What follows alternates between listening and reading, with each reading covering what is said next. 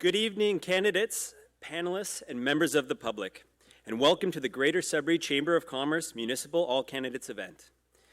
My name is Michael McNamara, Chair of the Board of the Directors for the Chamber of Commerce, and your moderator for this evening. Tonight's event is sponsored by the Sudbury Real Estate Board. Thank you for your generous support in making tonight possible.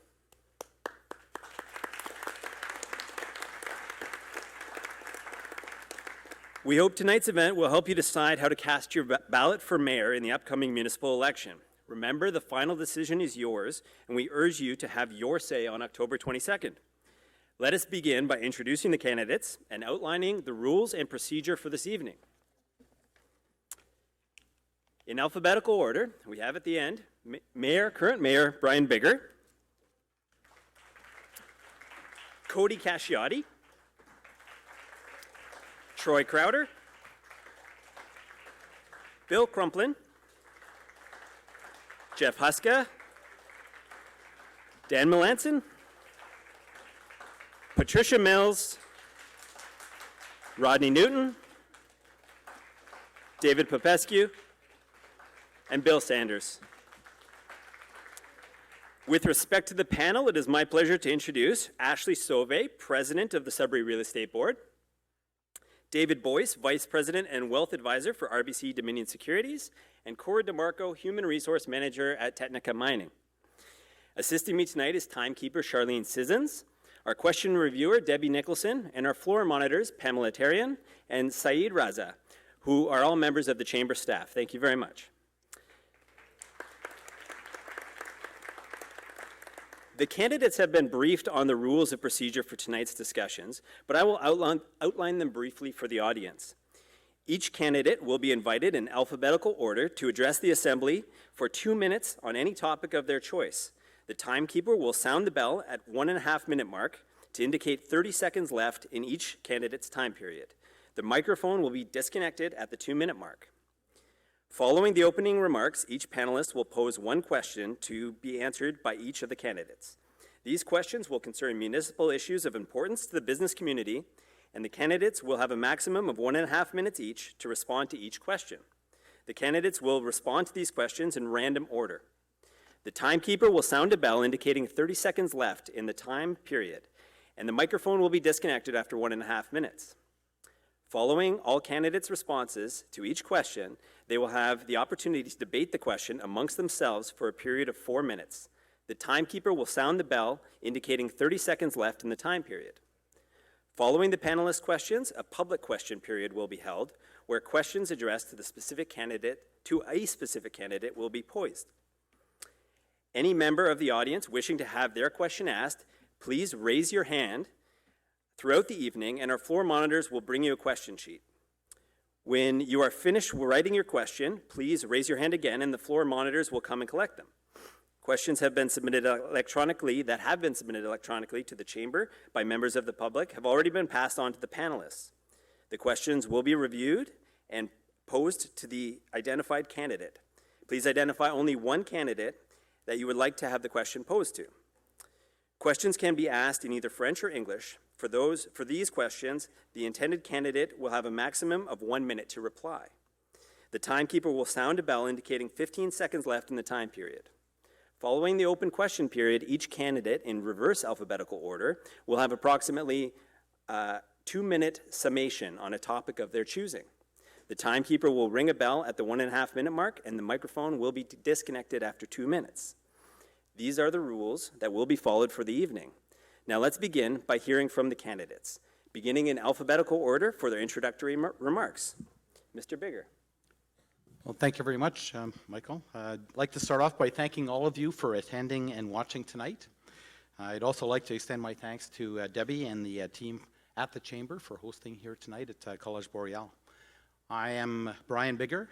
I'm your current mayor, and tonight I'm asking you to allow me to continue to serve as your mayor. Tonight, we find ourselves less than 3 weeks away from the end of this campaign, and since being elected 4 years ago, I have dedicated myself to working for you, the people, pushing forward, delivering positive change. We've begun investing in ourselves, and others are now beginning to invest in us as well. Through the last 4 years, you've finally seen a council working together to deliver results for you. Of course, debates can get heated, but together we have succeeded. You wanted slush funds gone? We listened. They're gone. After decades of waiting for Mayoral Drive, it's almost done, and it's millions under budget. You wanted an arena. There will finally be an arena. We're modernizing our downtown to be a cultural center for the North. City Hall is finally delivering for you. And every day we are working on fixing our roads, investing more money in our roads. And since the last election, you can look around. Our roads are getting better. They're getting better, and you can see it. We have a lot of road to cover still, but we're moving in the right direction. Over the last 4 years, I've listened to people every day from every corner of the city of Greater Sudbury. You want a safer downtown. You want a city that's growing. Developers, businesses, you want to invest and build. I hope tonight will be about more than platitudes from my opponents. I hope tonight you will see who is most worthy of your vote. Thank you. Thank you, Mr. Baker. Mr. Casciotti, your opening statement, please. Bonjour tout le monde. Merci de m'avoir ici aujourd'hui. Je suis très fier d'être ici et parler avec vous ce soir. My name is Cody Cacciati, and I'm running to be the mayor for the city of Greater Sudbury. I would like to start by thanking you all for coming tonight and being part of the process. I would like to thank Collège Boréal for hosting us, and I would like to thank the Chamber of Commerce for putting this together. I'm running for mayor to offer citizens of this city a fresh perspective, a new voice when it comes to municipal politics. For the past 8 years, I've been employed with the Northern Ontario Railroad Museum in Mayoral, and I've been able to work with all 3 levels of government, community stakeholders, and volunteers to complete something truly remarkable out there. I've been entrusted to help grow the museum and grow the town of Mayoral. That is the model I would like to bring to the city as a whole. I will work hard to create new jobs, attract new opportunities, and stabilize our current tax base. I will work hard to make sure that we are moving forward, but we are doing so with your tax dollars in mind. I'm hopeful to spend the next 50 years of my life in this community, and I'm hopeful that I'll be able to do it as your mayor. Thank you. Thank you, Mr. Casciotti. Mr. Crowder. Hi, I'm Troy Crowder, and I'm the biggest fan of Sudbury, Ontario that you'll ever want to meet. I moved away at 17 years old to play hockey, and I quickly learned that every city around the world was quite different than Sudbury. I used to analyze, what is it that makes these cities tick? What drives their economy? What's different about their planning? What's different about their social, their leisure, their transportation? And I'd come home every summer to Sudbury, and I was dumbfounded that we just relied on the mining industry to keep us successful. And it's shrinking and shrinking. The regreening effort that's went on in this city over the last 30 years is remarkable. The fact that we live in a town, which is a city surrounded by water with a lake in the middle of it, is a very, very unique circumstance. The thing I've learned about cities is every successful city in the world is built around water. Every successful city has a major tourism industry in it. That tourism industry feeds arts, entertainment, sports, culture, the food and dining industry. When I come to Sudbury and I look around, I say, we're just recirculating our own money. We have a lake. We have beautiful properties around it. We can turn some of those properties into hotels. We can put long-term care facilities along with hotels, retirement homes.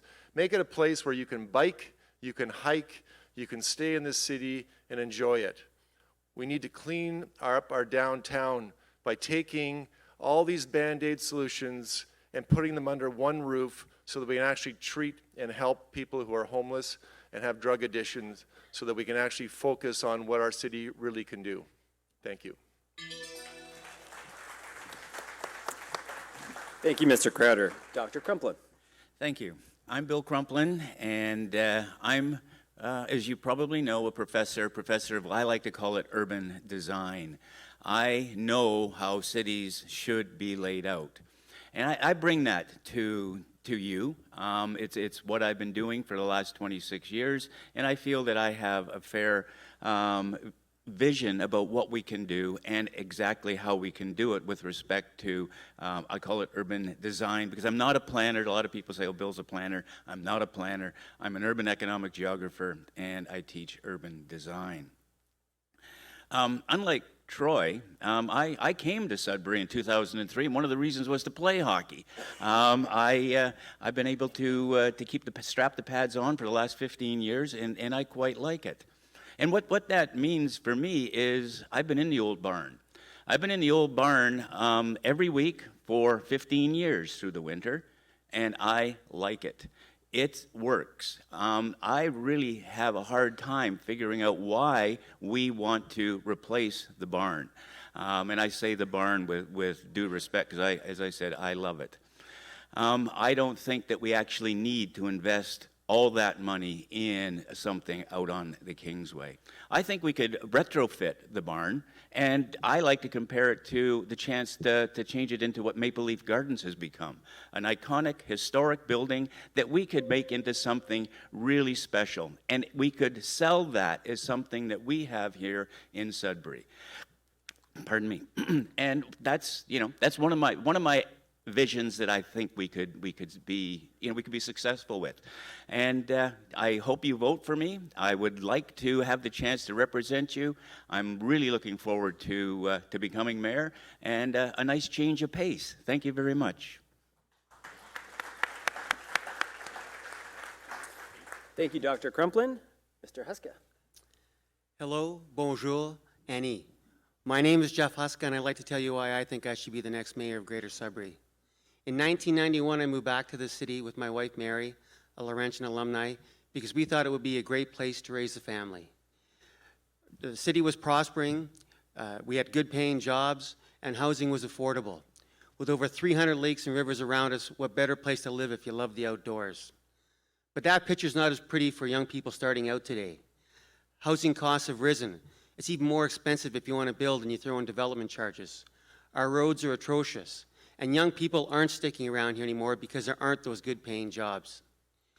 You want a mayor that's been a part of your community for the past few years, not just the past few weeks or because it's part of their job. You want someone who knows what's important to you, the taxpayer, and what's important to the city moving forward. Up until last year, I sat on the board of directors of a major charity, and over the years helped allocate millions to social groups in the city to help those that were less fortunate. I still sit on the board of directors of the public health unit, Sudbury and districts, because I believe the good work they're doing in our communities, protecting, promoting health, and preventing disease for everybody. I believe in a healthy environment and clean lakes, and that's why I currently sit on the Greater Sudbury Watershed Advisory Panel. With the results of the ongoing watershed study, we should be able to implement new plans and new standards for future development in our city. I currently co-chair the Greater Sudbury Market Advisory Panel, and with a great group of people, over the last years, we've made Thursdays and Saturdays a great day to buy local. You want to make sure that you have a mayor and a council that are good stewards of your tax dollar. You want to make sure that you have a mayor that will promise to make the city of Greater Sudbury open for business again. You want to make sure you have a mayor that's open, transparent, and accountable. Thank you very much. Thank you, Mr. Huska. Mr. Melanson, your opening statement, please. Thank you, everyone, for coming this evening. It was 4 years ago that we were all here at the last election for a debate. There was a lot of things promised during that last election cycle and at the debate. And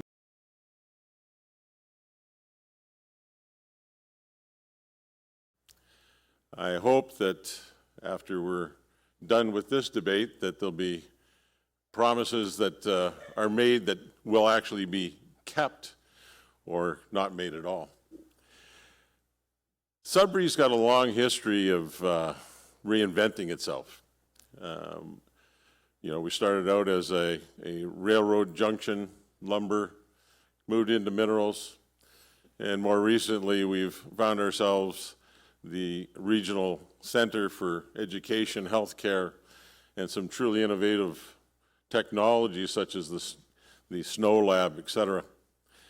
I think it's time that we look at Sudbury and reinvent ourselves once again. There's a number of issues that are before us with regards to water quality and watershed protection and water systems and economic development that I think we have solutions for. We just have to apply ourselves the way we did with other projects such as the regreening project and which brought back our vegetation and trees, and we need to apply that same get to it and get it done attitude, and I think we can produce some very positive results in the short and long-term future for Sudbury, and I think it looks very bright. Thank you.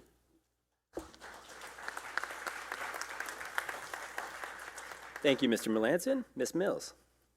Thank you. I'd like to thank the Chamber, Collège Boréal, and the sponsors of today's event, and all the citizens who came out on a stormy Sudbury night to partake in a democratic process is very near and dear to my heart. My name is Patricia Mills, and I want to be the mayor of Capreol, Coniston, Coppercliff, Lively, every single community that makes up the city of Greater Sudbury. Listen, learn, lead. This is the commitment I've made to the citizens of Greater Sudbury. Over the past 100 days of listening, I've gained a good understanding of what is important to you and the priorities you expect your leaders to set for our collective future. Now, I'm asking you for the opportunity to take what I have learned and apply it to a municipal government that works for everyone. I'm not going to offer promises. I'm offering proven performance. Here is how we will make it happen together. Growing our economy. People work hard to get us to where we are today. We need to recapture the momentum we had moving into the millennium, which brought us a new medical school, a state-of-the-art hospital, the snow lab, and dynamic earth. These opportunities for work and play are the things that keep our young people here and attract new blood with new ideas. We need to support existing businesses, encourage new businesses, grow our economic base, and continue to diversify. The city of Greater Sudbury needs to be open for business and welcome for business. Wise use of our money? As taxpayers, we deserve better. We need to respect taxpayers, spend money in a responsible manner, and invest in the things that matter most to our citizens. When we are spending, I'll make sure we are spending on the right things and getting our money's worth on affordable projects that support a vibrant community. What I have heard is that we don't need more plans. We need to do it and do it right. Thank you, Ms. Mills. Mr. Newton, your opening statement. Hi, I'm Rod Newton. I'm running for mayor because I want to do something for this city that it really needs. It needs to listen to the people. And we need to be looking at the problems that we're having in this city, like the drug problem. We have issues with mental health. We have issues with bullying in schools. And we have a lot of problems that we're not really looking at, but we're all looking at arenas, casinos, wasting money on things that we don't really need to be wasting money on. But as a mayor, I would make sure that your taxpayers' money is spent properly in the right things, our education, the aging population that's happening right now, it's going to be retiring, our roads, you know, that, you know, for the disabled, like they can't even walk down the street without hitting a hole or tripping. No, this is not what we need not to spend our money on things that that don't matter to us right now. We have to open our eyes and start seeing what's happening to Sudbury. And we need a rehab center, a long-term rehab center, because we have a lot of problems in this city. We have a lot of corruption issues we have to, you know, try to put a stop to and try to make a better city. And I do believe that someone that can stand up for the people, that will fight for the people, not turn away when you have a problem, when you bring an issue to the mayor's office. It'll be handled by myself or by someone. And I hope that you vote for me. I want to try to make a difference for this city. I've been here for 56 years, and I'm pretty sure that all of us together, we can make a better city. Thank you.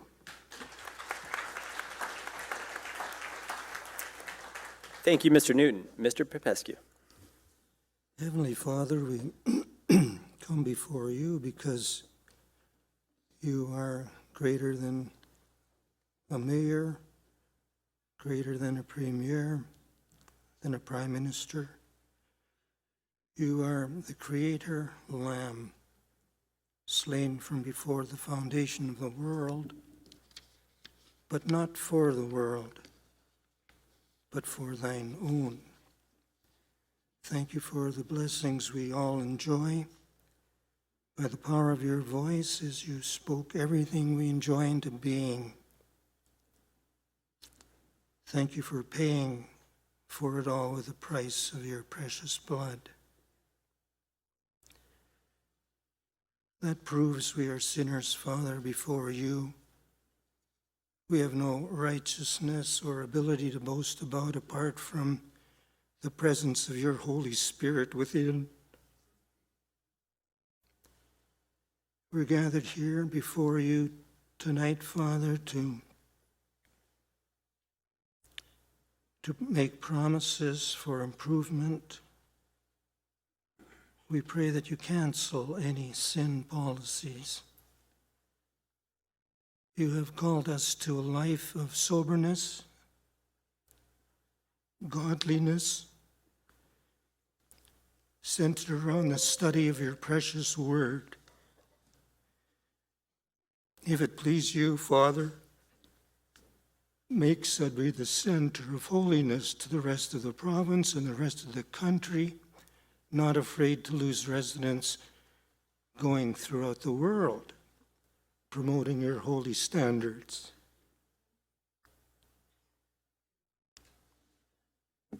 Thank you, Mr. Popescu. Mr. Sanders, your opening statement, please. Since this is the last debate for me, I wasn't invited to the BIA one next week because only the top 5 and then the top 6 were invited to what is obviously a very inclusive event. I want to take this opportunity to thank my fellow candidates for a very positive experience. In my view, no one resorted to underhanded tactics. To quote Mr. McDonald from the Sudbury.com, these tactics, as irresponsible as they are, highlight a broader and disturbing trend in politics. The truth doesn't seem to matter when you're fighting a political campaign. Many candidates today seem willing to sacrifice integrity for what they see as the higher goal, winning and implementing their agenda. I, sir, take great offense to this article, and furthermore, sir, I say to you that live tweeting quotes from a debate is irresponsible and lazy reporting. There's no context, just text. I'll give you a sec to tweet that. Well, sir, I declare that my campaign was run on honest integrity. I answer the questions with honesty and a sense of humor that I live with every day. If you're going to vote for Bill Sanders, you are voting for the whole package. Common sense and funny, honest and funny, and serious and funny. Please, Mr. McDonald, put that in your phone and tweet it. A vote for Bill Sanders is a vote for change, no hidden agenda, just a vision for change. Thank you, and merci.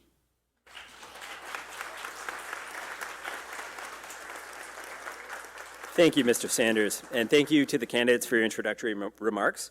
I will now call upon tonight's panelists to begin the question period. Ashley Sauvé, your first question, please. Thank you, Michael. Greater Sudbury's housing market has some challenges and opportunities. Please identify one challenge and one opportunity and how you would address them. Thank you, Ashley. We will now call upon the candidates in random order to respond to this question. Remember, you have 1.5 minutes to respond. Ms. Mills, your response, please. Oh, thank you.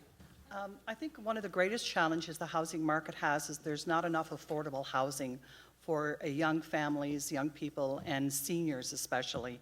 I think one of the greatest opportunities we have is to invest in affordable housing. And in all of the centers, there are people I've talked to in the Valley, for example, who are looking to downsize and retire in a senior-friendly apartment building, but there are none, and they don't want to leave their area. So I've actually been talking to developers who are interested in erecting affordable housing throughout the region. So I think that's a growth area for our community, and one that we need to look at as our community continues to age. In the next 20 years, we'll see an unprecedented amount of seniors who will be going into retirement, and we need to help them. And housing is their biggest concern as they age, and taxes. Thank you. Thank you, Ms. Mills. Mr. Casciotti, your response, please. I'd also agree that a lack of affordable housing is definitely a challenge we're facing here in Sudbury. The opportunity for me, I think, is we really need to look at developmental fees in this city. We're one of 2 municipalities in Northern Ontario charging developmental fees for any new construction. It's us in North Bay, and our fees are much higher. I think if we're working with developers to promote new building, not only are we creating jobs, we're offering employment opportunities for people, but we can bring the price of new construction down, and hopefully those savings can be passed on to the buyer. I think that's a great way to start, and it's a great way to make sure that we're providing affordable housing opportunities to not only our seniors, but also to the younger population who's looking to stay here. I recently spent about 9 months trying to find a house in the city, and I can tell you firsthand that it was definitely a challenge. Thank you. Thank you, Mr. Casciotti. Dr. Crumplin, your response, please. Oh, thank you. I think one of the big challenges out there is for our seniors, and for our seniors to age in place is the terminology, but to actually stay in their own homes. It's very difficult for seniors. When I've been out there talking to them, they're worrying about their taxes, and they're saying their taxes are going up, and they're high, and they're having difficulty planning because they're on fixed income. My team and I have come up with a plan to defer senior tax increases so that a senior, whatever they're paying this year, is what they would pay until they sell their house. Any tax increase that would happen between, say, now and they sell their house is actually going to come out of their equity when they sell the house or the deed is transferred. So it's one way that we figure out that we can actually help our seniors, help them stay in their homes, help them stay in their community, help them stay in their neighborhoods where they have built-in social networks to care for each other. And I think this is a really cool idea, and it's what I would work on to get implemented for our seniors. Thank you, Dr. Crumplin. Mr. Huska, your response, please. Affordable housing has been and will be a problem, not just in this city, but in many cities. And part of the problem really is supply and demand. And to build affordable housing, development fees have been and will continue to play a large factor in any type of construction. What I've said before is what I'd like to see done is development fees frozen until the entire process is reevaluated.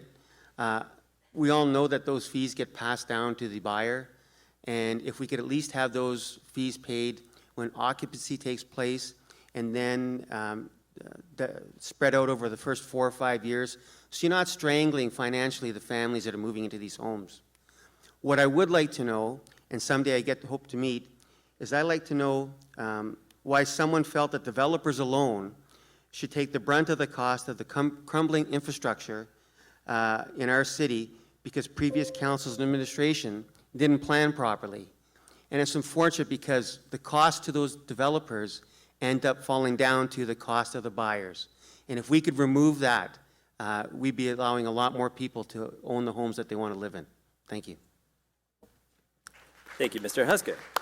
Mr. Bigger, your response, please. So, everyone understands the need and the increased need of affordable housing for our community and for seniors. I've been working with developers that are looking to add 800 residential units in our community and closer to the downtown. One other thing that we've done is we've recognized the condition of the maintenance of of our Sudbury Housing Corporation assets. And council has decided to bring that corporation's operations in to the city. And so, you know, the main reason is that we can control the quality and improve the conditions of people who are currently living in affordable housing. So there's a need for new affordable housing, and there's a need to improve the existing stock of affordable housing. Thank you, Mr. Bigger. Mr. Melanson, your response, please. Affordable housing, well, development charges are a big part of building houses these days. I was talking with some young people who were looking to build their first house, and the development charges before they even put a shovel in the ground were in excess of $25,000. That's a big impediment for some people to be able to afford to build their own home. Second thing, when you go to Tom Davies Square to get your permits, it can take an interminable amount of time, numerous trips, back and forth between various departments to try and get all the permits necessary to be able to build your home. Bill was right when he was talking about seniors staying in their homes. I think that's very critical that we come up with a plan that allows seniors to stay in their homes for as long as they want to and are capable of. If they come out of their homes too soon, then that just puts a burden on our nursing homes and assisted living places. So we need to come up with a plan. I'm not sure that deferred taxes for them is the answer. Perhaps some other way of gearing the tax increases to the rate of inflation might be looked at. But those are the things we have to look at. Thank you. Thank you, Mr. Melanson. Mr. Sanders, your response, please. Can I have the question read again, please? Sure. Thank you. Greater Sudbury's housing market has some challenges and opportunities. Please identify one challenge and one opportunity and how you would address them. Sure. I think one of the challenges is the housing downtown. One of the ideas that I put forth was to fund a performing arts center downtown by putting 50 luxury apartments on top of the Performing Arts Center, because there are a lot of people who like to live downtown, and that's part of the problem with downtown. We need more people living downtown.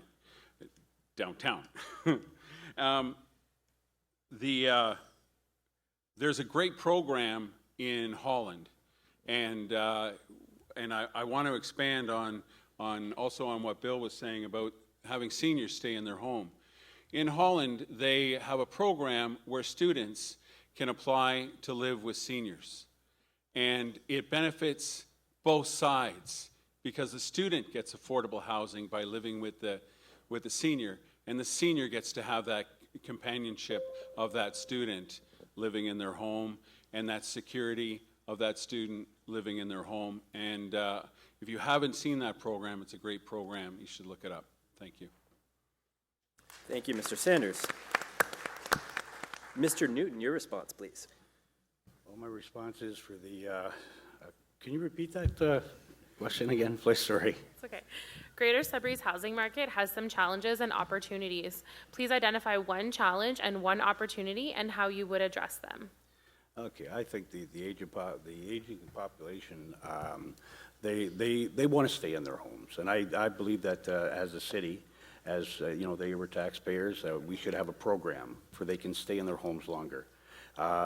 We have places closing, like schools, some churches. We can make those places into communities for the population, and I think that if we start concentrating more on the main issues of the housing, it is that we need lower places. Like these places that are being built are just outrageous rents that people can't even afford.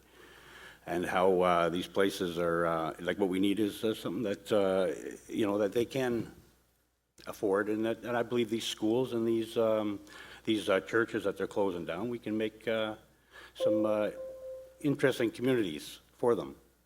Thank you. Thank you, Mr. Newton. Mr. Crowder, your response, please.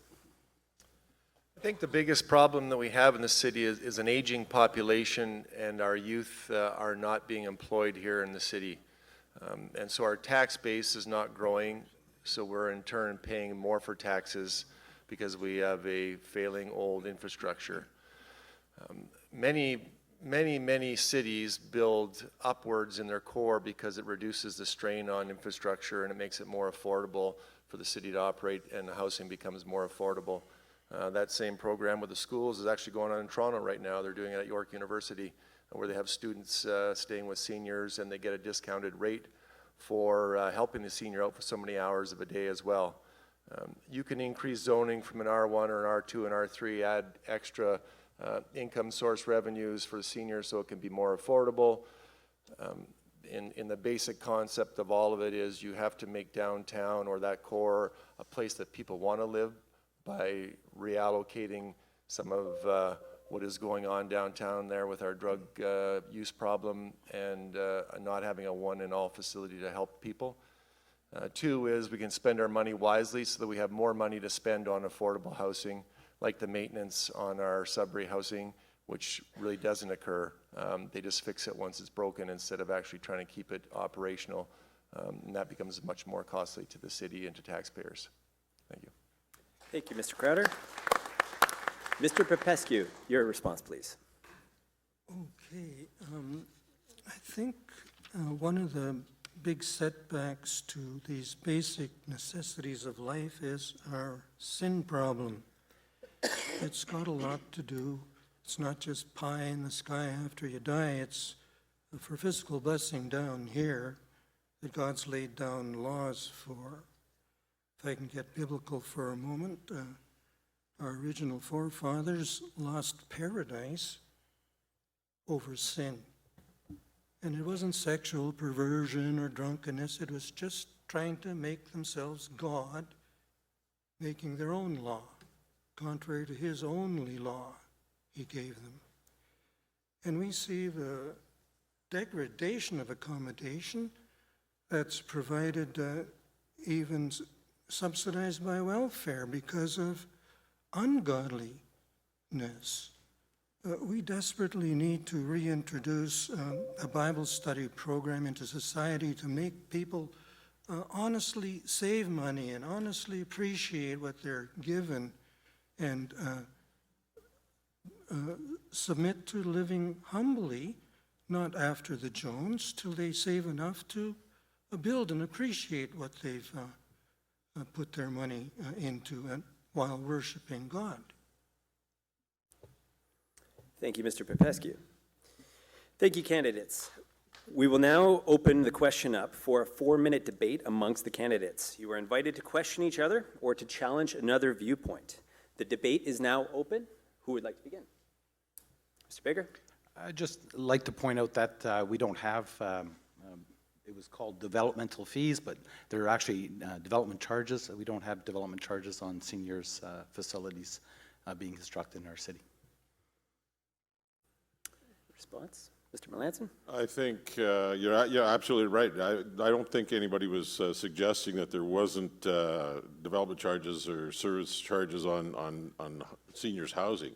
It's the new housing for the young people and people who want to upgrade that are getting charged with these things. I spoke with people who've been here a very long time and have built a number of houses, and said, you know what, I was gonna upgrade, I was gonna build another house, but I went in and started the permit process, and it lasted for weeks, and when I finally realized that it was gonna cost me, in this case, it was over $30,000 in fees, they decided not to proceed with that building. Give you an opportunity just to respond to that, Mr. Baker. Yes, okay. Well, the actual question was about affordable housing, and it's about affordability and seniors' housing. It wasn't about buying a brand new house in a brand new subdivision. We're talking about affordable housing, and we have many people who are renting different units and living in a means where they're challenged with the costs of living on Ontario Works, and these are the people I believe that the question is being asked about. It's not about the people buying the brand new homes. By the way, as far as resale volumes of resale homes in Sudbury. The resale volumes are the highest that they have been in many, many years. And just recently, there was an article that Sudbury is the second most affordable community in Ontario. Thank you, Mr. Baker. I'll stop you there. Troy? Yeah, when you talk about, building affordable homes, even if you don't have development charges, I don't see a list of developers trying to build affordable homes right now because it's not affordable for them to build homes right now. We need to change our economy, our structure. We need to make it affordable for them. We need to have money left over in our coffers to be able to say, here, we're going to help subsidize so you can actually build affordable homes. Instead, we waste money over and over and over, and that money's not there to actually help in those kind of programs. Secondly, if we're actually open for business and open to create new diverse economies here, people will come and spend money in this town. They're not spending. We're not growing in population. We are a stagnant and aging population. We owe respect to the people that built this town, our seniors, and we need to figure out projects that help them and also create jobs for the youth in this city. And we have many, many affordable options with developers that want to do those projects. Dr. Crumpler? Try to make this fast looking at the clock. I think from the talking or the listening I've been doing with developers is that I think we have to match development fees from some of our competitors. I understand that North Bay, for instance, has about half the cost for development fees than we do. And I would investigate matching North Bay's development fees across the board so that we can at least compete. All right. Thank you, candidates. David Boyce, second question, please. Thank you, Michael. Candidates, excuse me. It is estimated that the city of Greater Sudbury will need to spend approximately $1.3 billion on our wastewater infrastructure over the next 20 years. What steps do you think could be implemented to reduce or delay this capital outlay? Once again, the candidates will respond in random order. Mr. Melanson, your response, please. Well, there's a number of things we can do. I've pointed out that after the Walkerton inquiry, the recommendations were that municipalities should set up a public utilities commission and sever off the wastewater into a separate utility, and I think that's something we could do. If we did that, we'd achieve some efficiencies. We'd also, so that would put off having to spend that money on additional capacity. If we were to implement through the Water Board or the Water Commission a watershed protection program that's covers all of the bases that we need to protect our Lake Ramsey and the other areas, I think that will also negate a lot of the urgency with which we would be looking at spending that $1.3 billion. So through efficiencies and through watershed protection, I think we can put off spending that money for quite some time. I mean, that $1.3 billion was based on a projection of a growth of the population of about 7,000 or 8,000 people. If we fix the leaks that we currently have in the system, we would have sufficient water for approximately 40,000 people. And we wouldn't be wasting 2.5 billion liters of treated water that are leaking out of our systems as it is right now. Thank you. Thank you, Mr. Melanson. Mr. Newton, your response, please. My response is, well, the money that we have to put into our water, I think that the Ramsey, if we keep the big boats and stuff like that off of the water, I don't think we'll have any problems with our water. And I think that if we concentrate on more issues that we're having in this city instead of stuff that can be actually put, sort of on the back burner and start concentrating on the problems that we're having in this city instead.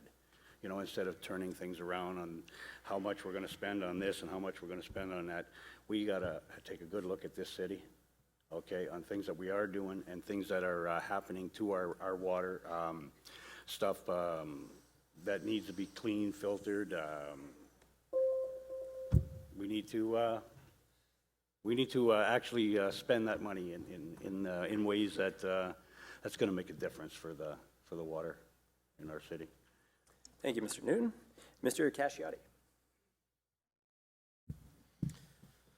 For me, I don't think creating a separate utility is the answer. I think what we need to do is we need to open the communication lines at the City of Greater Sudbury. I think we need to break down some of the silos in which different departments are operating within. I think there needs to be greater collaboration. I think wastewater and roads should be working much closer together. I do not feel we should be pulling them apart. I think we need to do a full-on review of our infrastructure departments and that we make sure we're doing proper planning. One example I cited recently was the fact that we invested a significant amount of money into resurfacing Lawrence Street a couple years ago. We did from Martindale all the way to Logan Avenue, and we left from Logan to Kelly Lake Road, with that project coming back on the books in 2 or 3 years' time, I believe was the estimation. We now have to pay for the whole tendering process to put all that together. We have to pay to bring all the equipment back, all the workers back. We have to pay to set up all the traffic calming measures. I think if we're doing a better job at planning our municipal projects so that we're taking care of these things at once, in the long run, those efficiencies will allow us to better invest in our infrastructure. Thank you, Mr. Casciotti. Ms. Mills, your response, please. I believe the question was, how are we going to deal with the $1.3 billion in infrastructure upgrades? Am I right about that? Yep. Okay. So one of the actions we should look at is following the lead of other municipalities in Ontario, increasing the amount of permittable pavement on parking lots. The reality is climate change will bring us more participation to Sudbury. And along with that, we need to have a financial plan, knowing that we have this $1.3 billion. It's a need, it's not a want. This community is going to have to face that debt. So we need to have a concrete plan of how we're going to deal with it, and timelines and goals that we can measure to make sure that we don't go bankrupt, we're not borrowing $1.3 billion, which is a lot of money, and is the timeline effectively going to correct the problems that we're currently having now and we're going to face with the climate change that we're also experiencing. Thank you. Thank you, Ms. Mills. Mr. Huska, your response, please.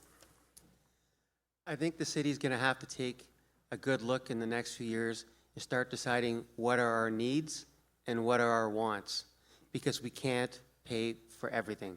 It's just fiscally impossible.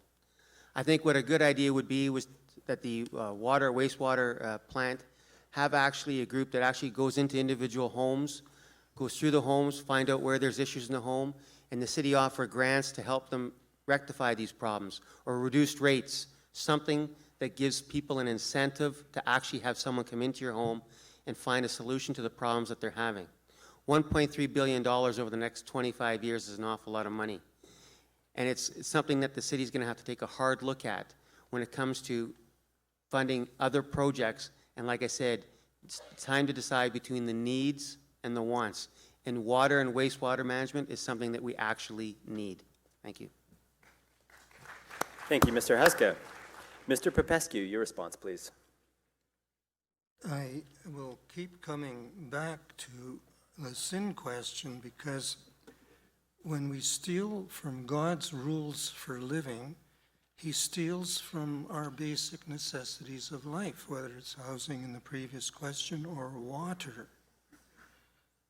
How can we expect Christ, who's the water of life spiritually and the creator of physical water, to maintain clean, healthy water when we promote atheism in our libraries? And they're full of porn, violating God's laws for proper living. And even our tourist attractions, sponsoring the absurd evolution theory. What does the Creator think of that at Pseudoscience North? I'm not trying to mock. I'm talking about, from God's point of view, it's a wonder we're still living. And we have to focus our citizens' attention back on God's law that we've terribly violated, especially heading to things like a casino and all the adultery and drunkenness that's related with, what's God going to do? Bless our water more or less for plans like this? You steal from God, he'll rob us blind.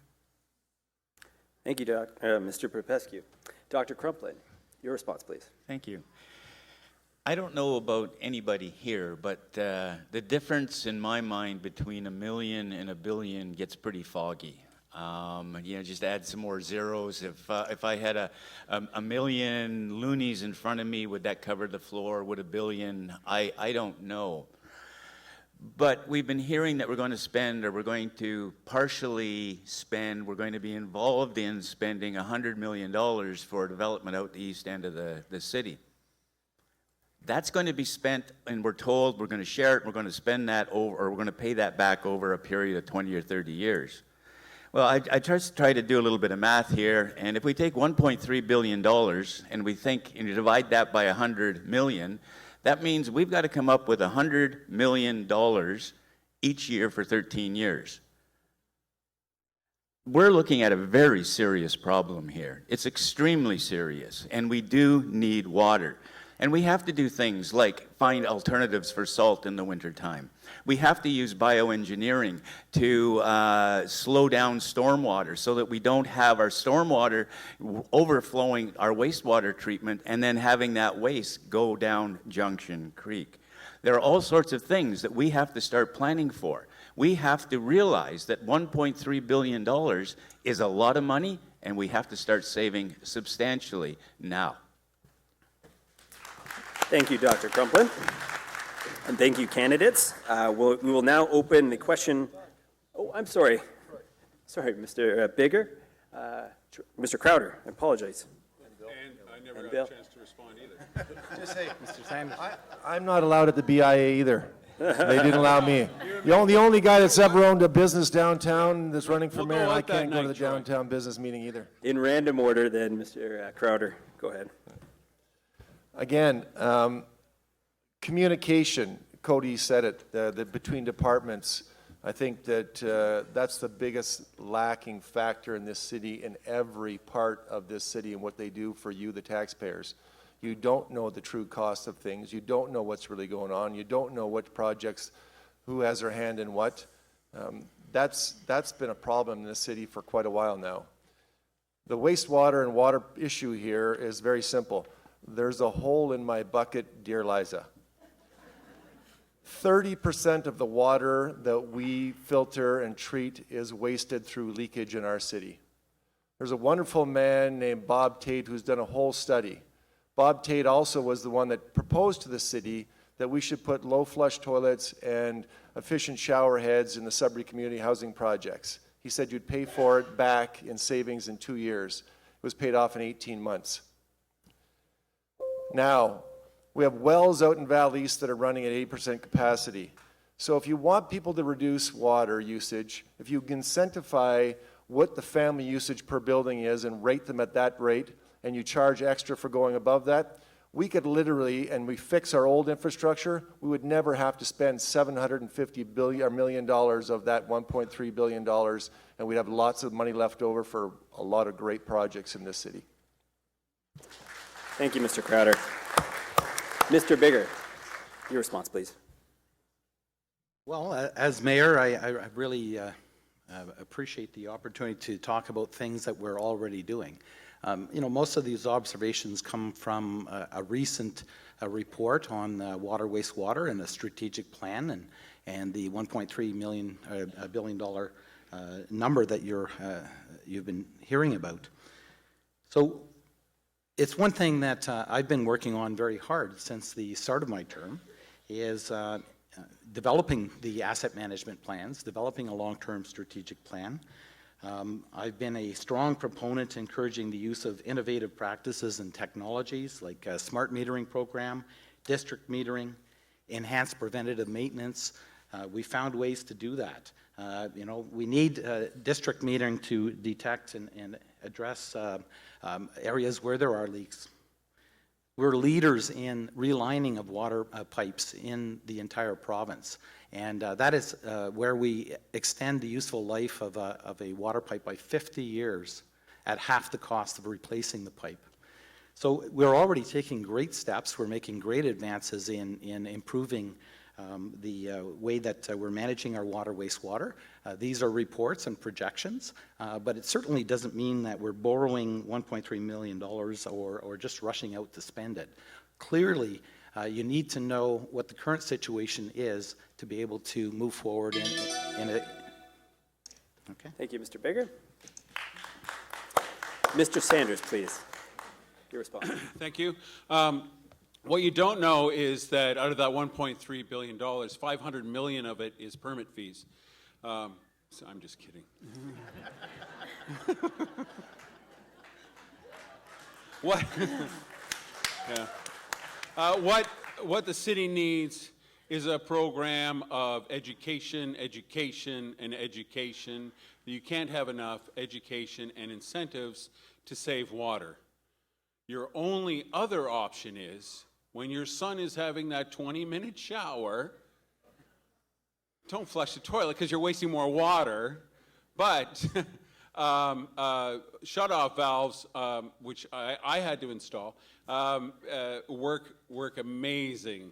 They're very simple to install, and you can put a shut-off valve, and if his hair's still full of soap, then he's going to have a very bad day. Thank you. Thank you, Mr. Sanders. Thank you, candidates. We will now open the question up to the 4-minute debate amongst the candidates.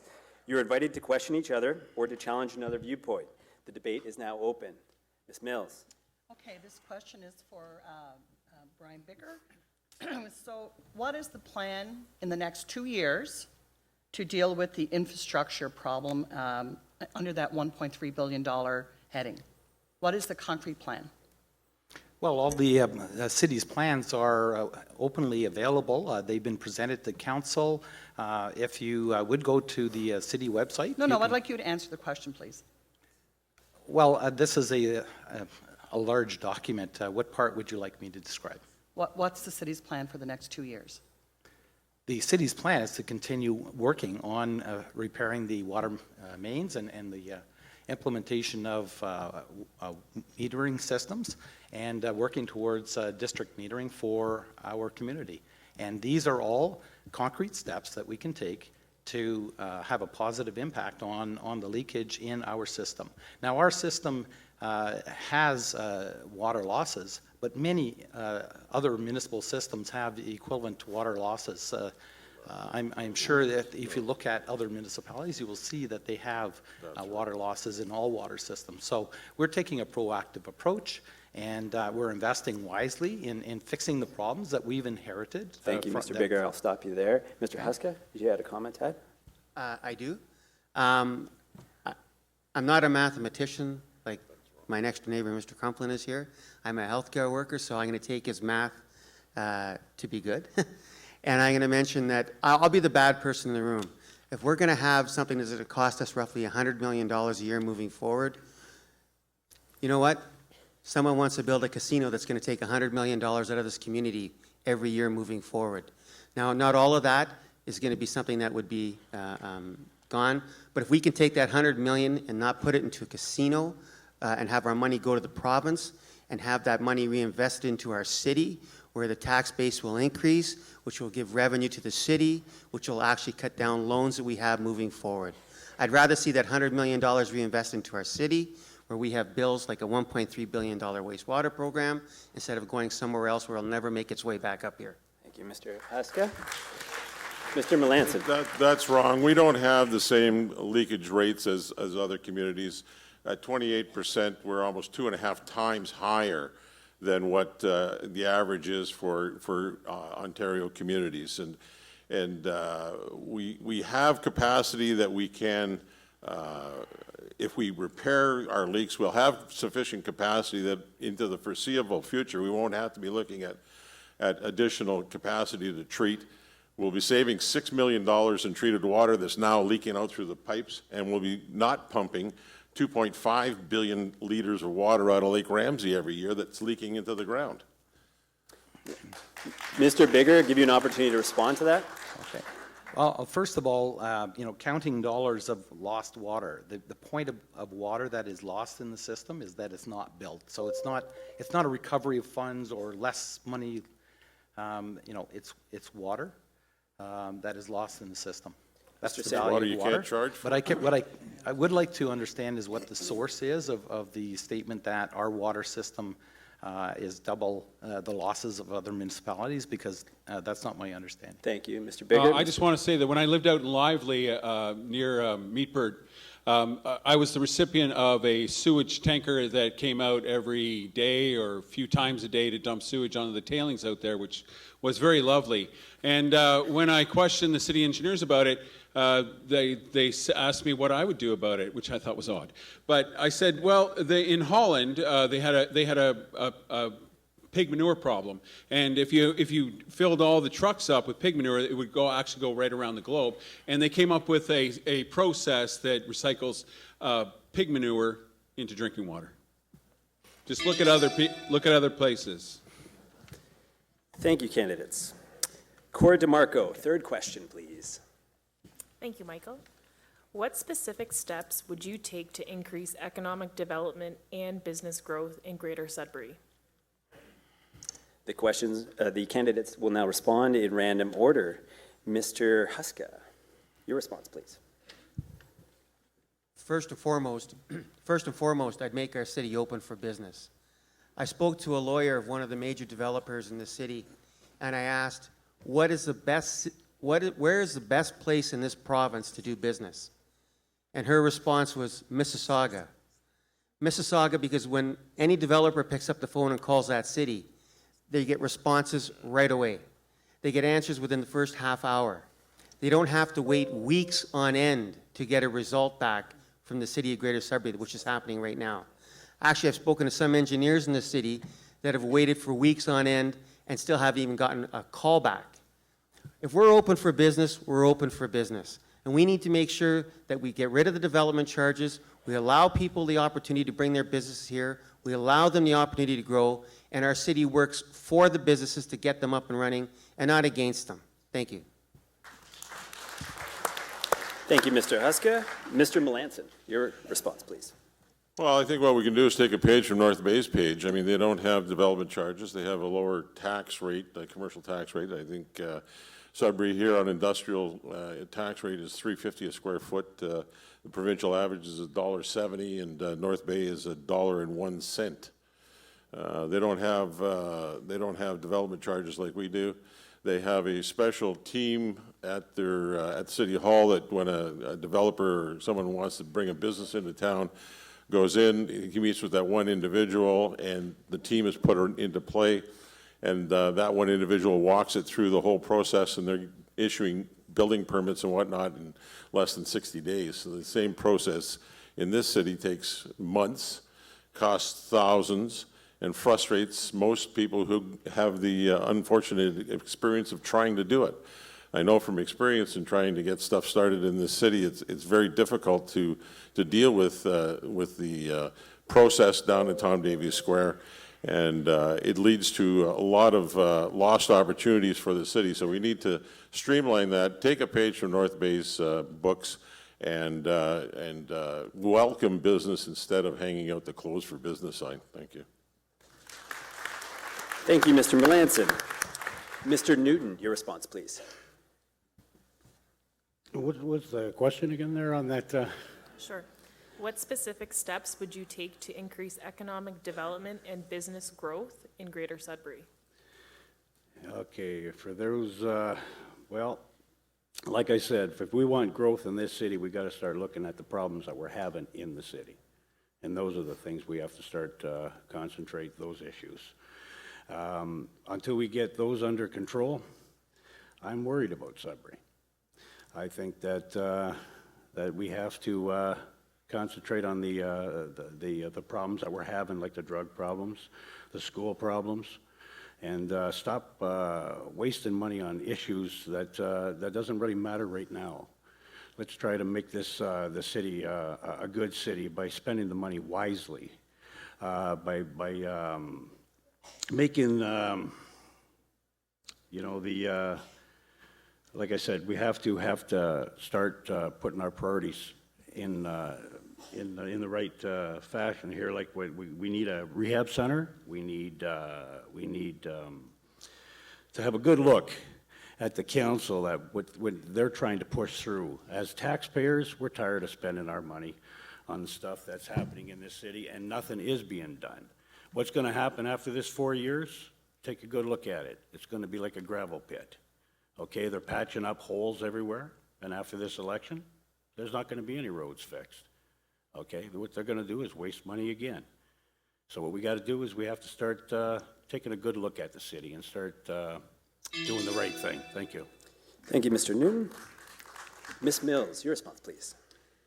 Economic development and business growth are strong pillars of my campaign. We need to not only encourage business development, we need to welcome businesses. We need to make it affordable for them to open up businesses here, encourage the existing businesses we have to expand. And I think to be able to do that, we need to take the Greater Sudbury Development Corporation out of Tom Davies Square, give the volunteer board members and the staff more autonomy to make those business decisions. And as mayor, they would report directly to me. I would take a very proactive approach as leader of the Economic Development Group and market our city across Northern Ontario, across the world, and look at our development charges, have a navigator in place currently on staff. We're not hiring new people here because every solution we can come up with doesn't have to cost money. Sometimes it's just a creative use of the resources we currently have. And we have good people working at Tom Davies Square. We need to give them more autonomy to be able to do the jobs that they were hired to do. So that's one thing. We need to be development friendlier. We need to cut the red tape for business, and we need to look at new industries that we can expand out of a current companies that we have here. And I'll just throw out Cinefest. I mean, it's a world-renowned Cinefest that we could actually grow into more of a business. Our healthcare sector. Look at the people who come to Greater Sudbury for healthcare. There's a business around that model, and we can develop so many more opportunities like that in our community. Thank you, Ms. Mills. Mr. Sanders, your response, please. Sorry, me? Yes. Oh, thank you. All the speakers are in front, so it's difficult to hear. Number one, this is action items. Number one, reduce the red tape at City Hall. A friend of mine, Terry Hicks, waited 2 years to get a permit to put a road into his property at the end of Berrydown Road. Lower property taxes for businesses. Again, another example.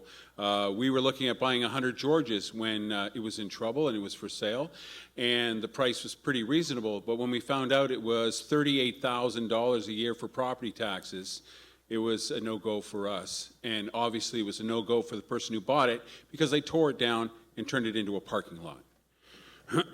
Lobby the province to commit to the 4-laning to Sudbury. That's really important for me and for the business sector in this city. Build bridges with people like Pat McIsaac and partner and build a true Northern Ontario film studio. The film studios in Toronto are booked solid for 5 years. Right now we have an 8-month or a 6-month film industry. The arena out in, is it Berrydown Arena? That just doesn't cut it as a film studio. It's more of a storage space. And guaranteed businesses are going to come up here and make TV shows and films if we had a true Northern Ontario film studio. Thank you. Thank you, Mr. Sanders. Mr. Casciotti. So in addition to looking at our development charges, in addition to streamlining our building permits, I think we have to ask if we're actually being competitive. We need to look at the strengths of our communities. One example I'll cite, because it's near and dear to me, is the museum in Mayoral. Between the museum and its foundation, we employ about 20 people for the town of Mayoral. We've been able to set that museum up as an economic driver, drawing traffic to that area of the city. An extra stay at the museum means heads and beds, bums and seats for the tourism sector. It's been a great addition to our city. Greater Sudbury is known as an environmental leader in terms of rehabilitation. I think that's definitely a sector we continue to tap into and market that internationally across the world to other mining communities. I think we look at our technology sector. I think there's some wonderful things being done here at NORCAT. We've got 3 post-secondary institutions. I definitely think those are conversations we need to be having with those institutions. I think we also need to have a proactive approach to courting business. We haven't successfully had a major company agree to come here since Cliffs Natural Resources when they were looking at the Moose Mountain mine site. If we look at Noront, we weren't thorough with that pitch. There's no way we should be flying to Finland to investigate a smelter site on taxpayer dollars without driving down the highway and talking to the citizens of Coniston. Thank you. Thank you, Mr. Casciotti. Dr. Crumplin, your response, please. Thank you. I think that, you know, we've either been talking to the same developers or this problem of development fees and red tape at City Hall is really a big problem. So I won't go on about those sorts of things again because everybody has made that pretty clear. What I think we can do is try to match some of the talent we've got and some of the talent that wants to come back to Sudbury. And again, I'm talking about the young people. I'm talking about the millennials. They're very creative, they're very energetic, and they actually want lifestyle as opposed to just about anything else. Lifestyle matters to them. And they also are very adept at things like digital fluency. What I feel we need to do is work very closely with Sudbury Utilities, Greater Sudbury Utilities, there I got it, because they're actually working very hard and diligently at expanding our broadband. And it's not just that we have to have fiber optics. I was talking with them, and what we actually need is very broad band so that we can support things like the film industry or things like the engineering industry where they're moving huge documents back and forth. So I think we have to invest in that sort of development. And we just have to get out there and listen to our millennials. I was talking with a couple the other day, asked them, if we had a casino, would you stay here? And they said no. Thank you, Dr. Crumplin. Mr. Bigger, your response, please. Well, thank you very much. You know, again, these are things that we've been working on, you know, to improve our customer service from that perspective. We've moved the 311 services under the CAO and under because the communications department reports to him. And we've revamped our entire process and the outlook towards our citizens in developing a new customer service strategy.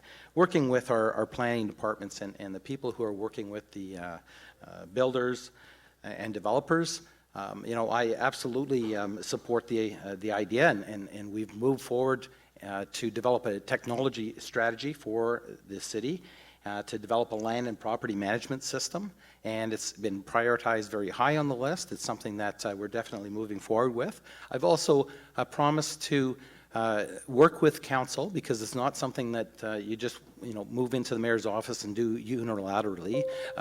Working with council to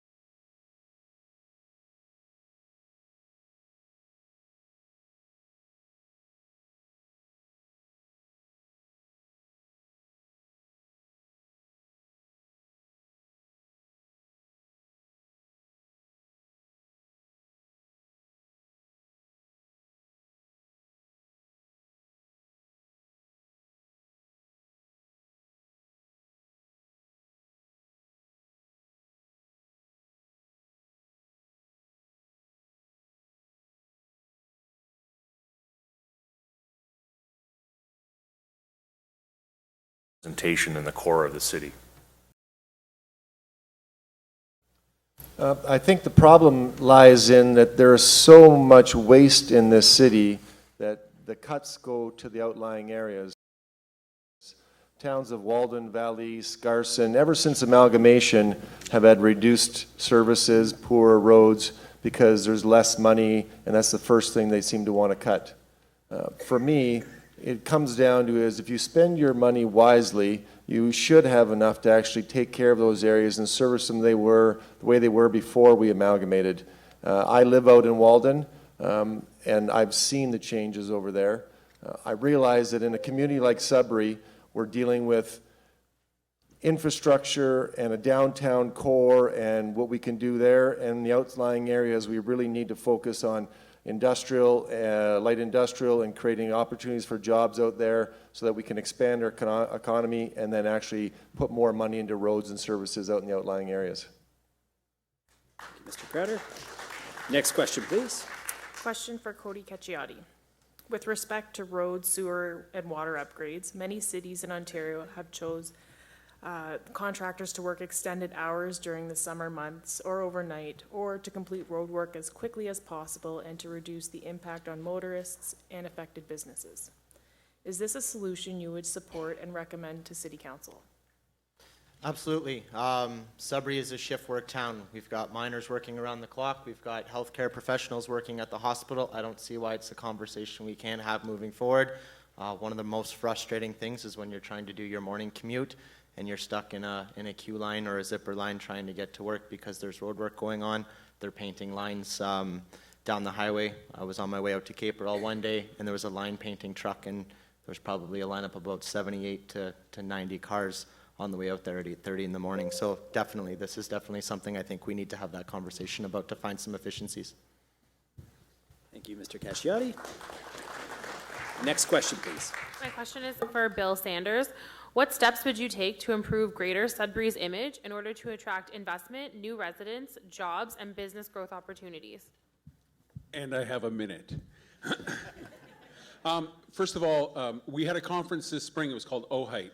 And the movement on the conference was very slow until Luke Roy attracted a couple major names, that being Google and Amazon, to the conference. And all of a sudden, within a week, we were sold out. And I think that's what we need to do. We need to make this city attractive to those benchmark companies who are going to put us at another level. And we can only do that, make that attractive by selling them and reducing the fees and creating that conduit going south to Toronto. Thank you. Thank you, Mr. Sanders. Next question, please. For Mayor Bigger, we're facing a massive infrastructure debt. We have a stagnant population.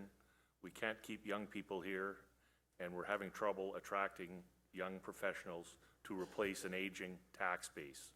Do you believe we should be investing in maintaining and strengthening our current infrastructure that is suffering, as opposed to investing in new infrastructure in places like the Kingsway Entertainment District? Thank you for the question, and I'll explain what we're doing for people who are, asking the question. First of all, we are the only city in Northern Ontario that is seeing growth, and we're seeing 1% growth. Over the next 20 years, that will compound itself to 22% growth, or a 22% increase in our population.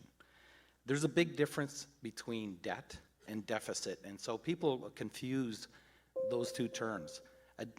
What we're talking about is not debt related to infrastructure, okay, and the maintenance of roads. And there are many ways of, as I've explained before, finding innovative technologies, other ways to reduce the consumption of those assets, and to extend their useful lives. We have a great success in attracting young professionals and postgraduate students to our city. I have to stop you there, Mr. Bigger. Next question, please. This question is for Bill Crumplin. What will you, how will you help make Greater Sudbury an attractive place for investment? That's pretty good question. One of the things that I think would help would be to focus again on our lifestyle.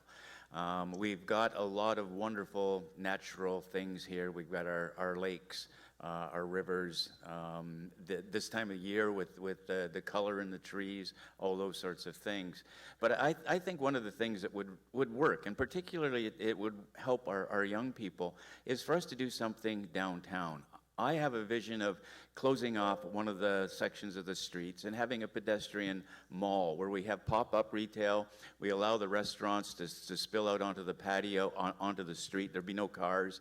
And we actually create sort of the Sudbury version of the Byward Market in Ottawa. And I think something like that would be a signal to people, to young people in particular, that we're listening to them and we're trying to help them have the lifestyle that they so desperately are seeking. Thank you, Dr. Kreplin. Next question, please. My question is for Patricia Mills. Can you indicate how you intend to influence your council to follow your vision? Okay, every councillor there will be elected by their wards. And they're there because they're passionate and they care about politics and they care about their city. That's why they're there. So even though we'll have differences, I think we'll have more in common than we'll have with differences.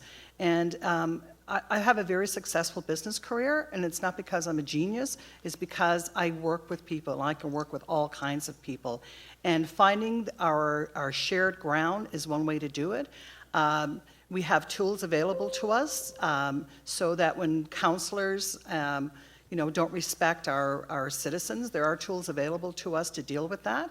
But in honesty, I think that everybody wants to do a good job. So finding our shared ground, knowing we're all in it together, and working for the betterment of Sudbury, I believe that I can be very successful working in that environment. I've done it before. I've worked in city council before in an environment that was completely out of my comfort zone, and it was very successful. Thank you, Ms. Mills. Next question, please. Question for Cody Cassiotti. How will you empower youth to not just stay in Sudbury, but also become engaged in making this city better? One way, while I'm sitting at this table, but no, I mean, I've got friends who are scattered all over the province, scattered all over the country, and many of them are looking to get back here and play a role. So I think one of the big things we need a leader who's going to go out and talk to people in the community, find out what those priorities are from that younger generation. I'm one who definitely feels like my voice hasn't necessarily mattered the last few years.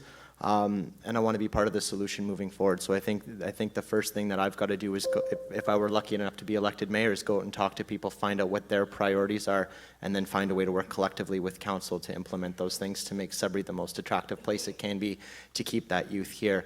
I think there's a lot of opportunities, again, I've mentioned it before, to work with post-secondary institutions, making sure we're positioning programs and graduates who are coming out of those institutions to be best served to find jobs in this community, making sure that those educational opportunities fit where the city's. Thank you. Thank you, Mr. Casciotti. Next question, please. Question for Troy Crowder. What is your position, yes or no, for the Kingsway Entertainment and Arena? Why does it have to be yes or no? Because For that's the me, it would be, how about we inform people that the same arena that they're building cost $47 million in St. Catharines? How about we inform people that there's 17 other arenas in Ontario that have 5,700 seats or less, and only 3 that have more than that host Memorial Cups, that host Briars, that host major events, that host NHL exhibition games. We're talking about a yes or no answer to something that nobody's been informed of, the true cost, the true tax dollars that it's going to cost you. Nobody's been informed that we could pay for this arena out of our reserves instead of financing it and costing us $250 million over the next 20 years. I'm all for development, but people need to know what it costs, why it costs, how it's going to benefit you, and what it's going to do for this community in the long run. I'm not a yes or no guy. I like to communicate with people. Thank you, Mr. Crowder. Next question, please. My question is for Dan Melanson. Do you believe that housing the homeless into transitional supportive housing units would benefit the city? Could you say the second part again? Do you believe that housing the homeless into transitional supportive housing units would benefit the city?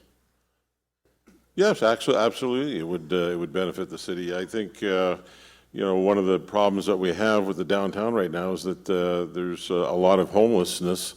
I was talking with a couple of the pastors who run the mission down there, and they were highlighting some of the problems that the homeless have right now, and in finding places to transition them out of homelessness into cost-effective and low-cost housing options.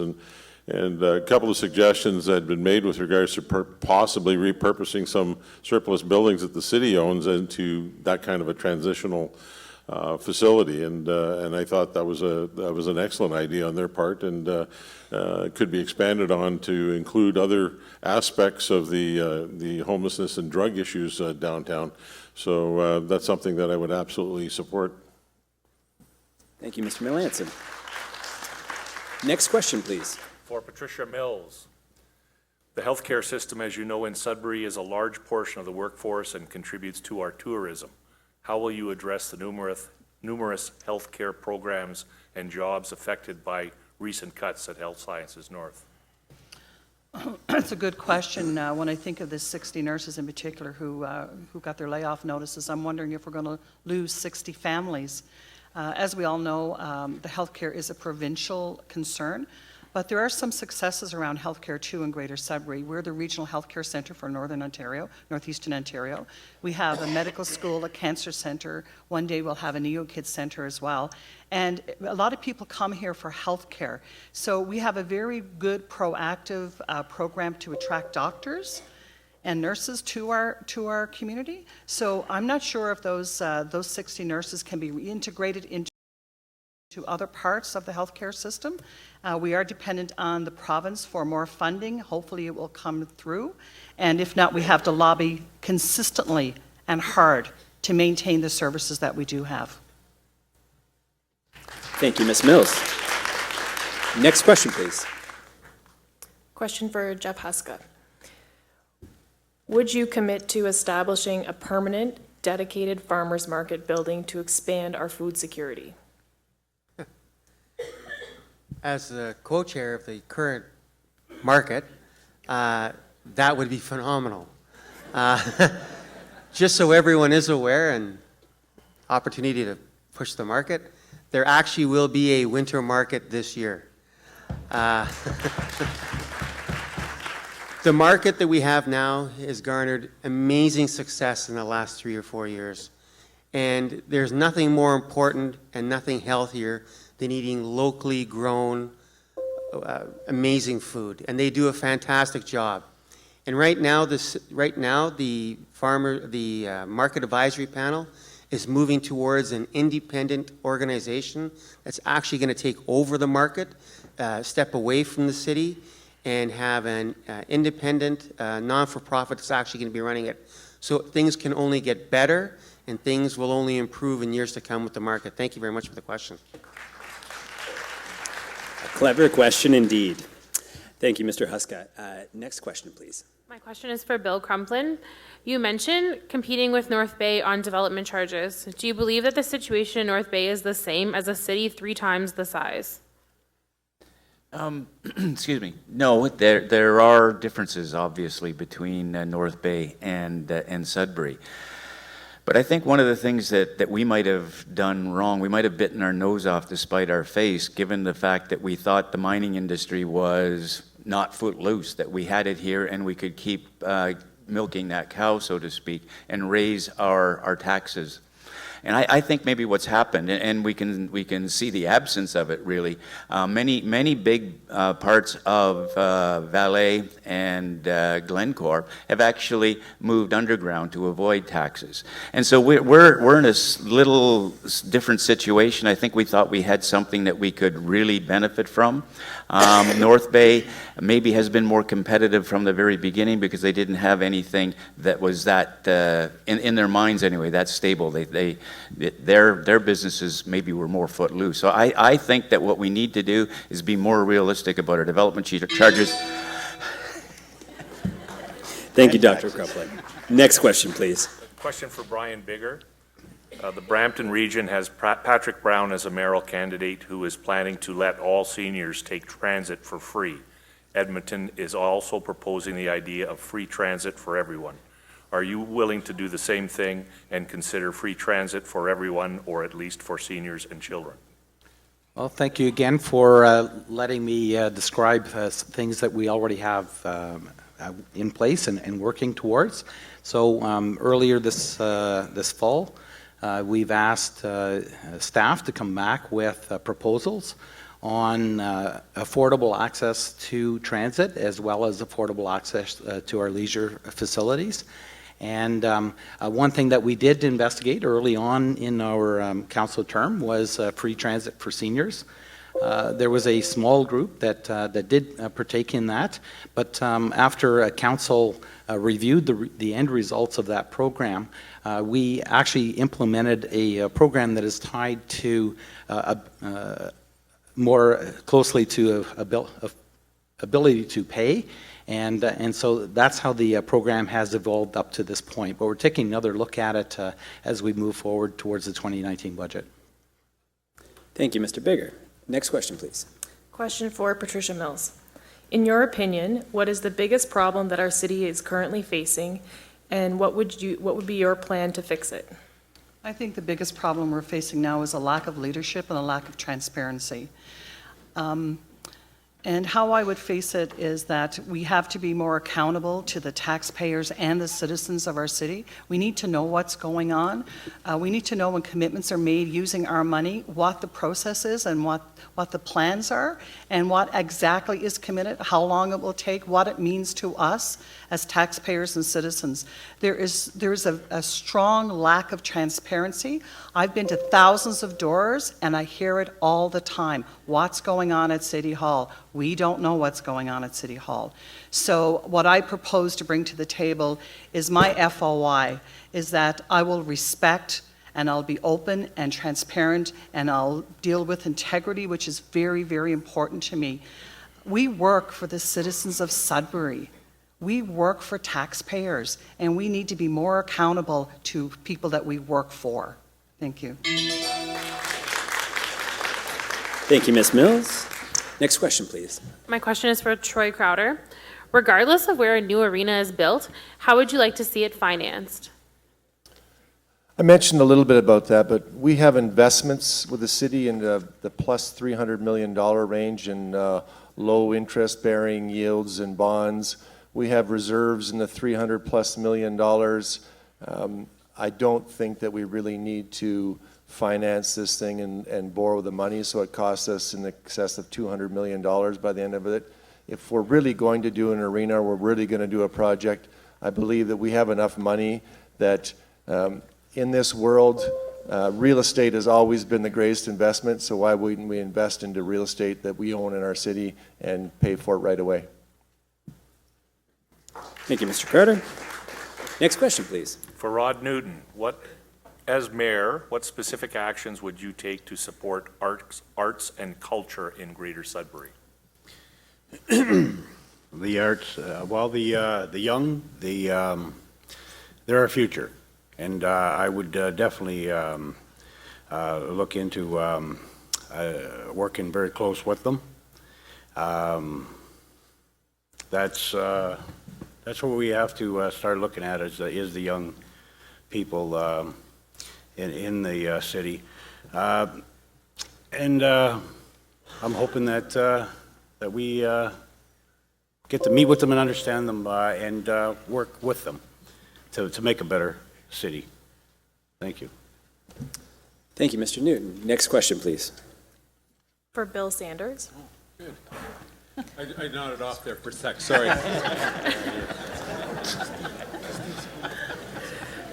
The current city council and previous seem to run the floor with no respect for the mayor. How and what will you do to keep control and move the agenda forward? We need a take charge mayor. Are you it? Well, yes, damn it.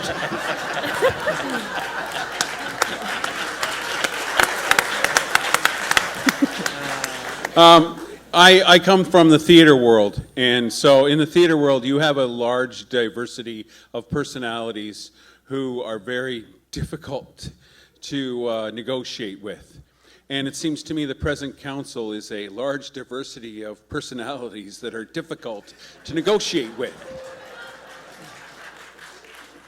I have a lot of experience negotiating with those people, and they obviously want something for their wards, and we will work together, or heads will roll.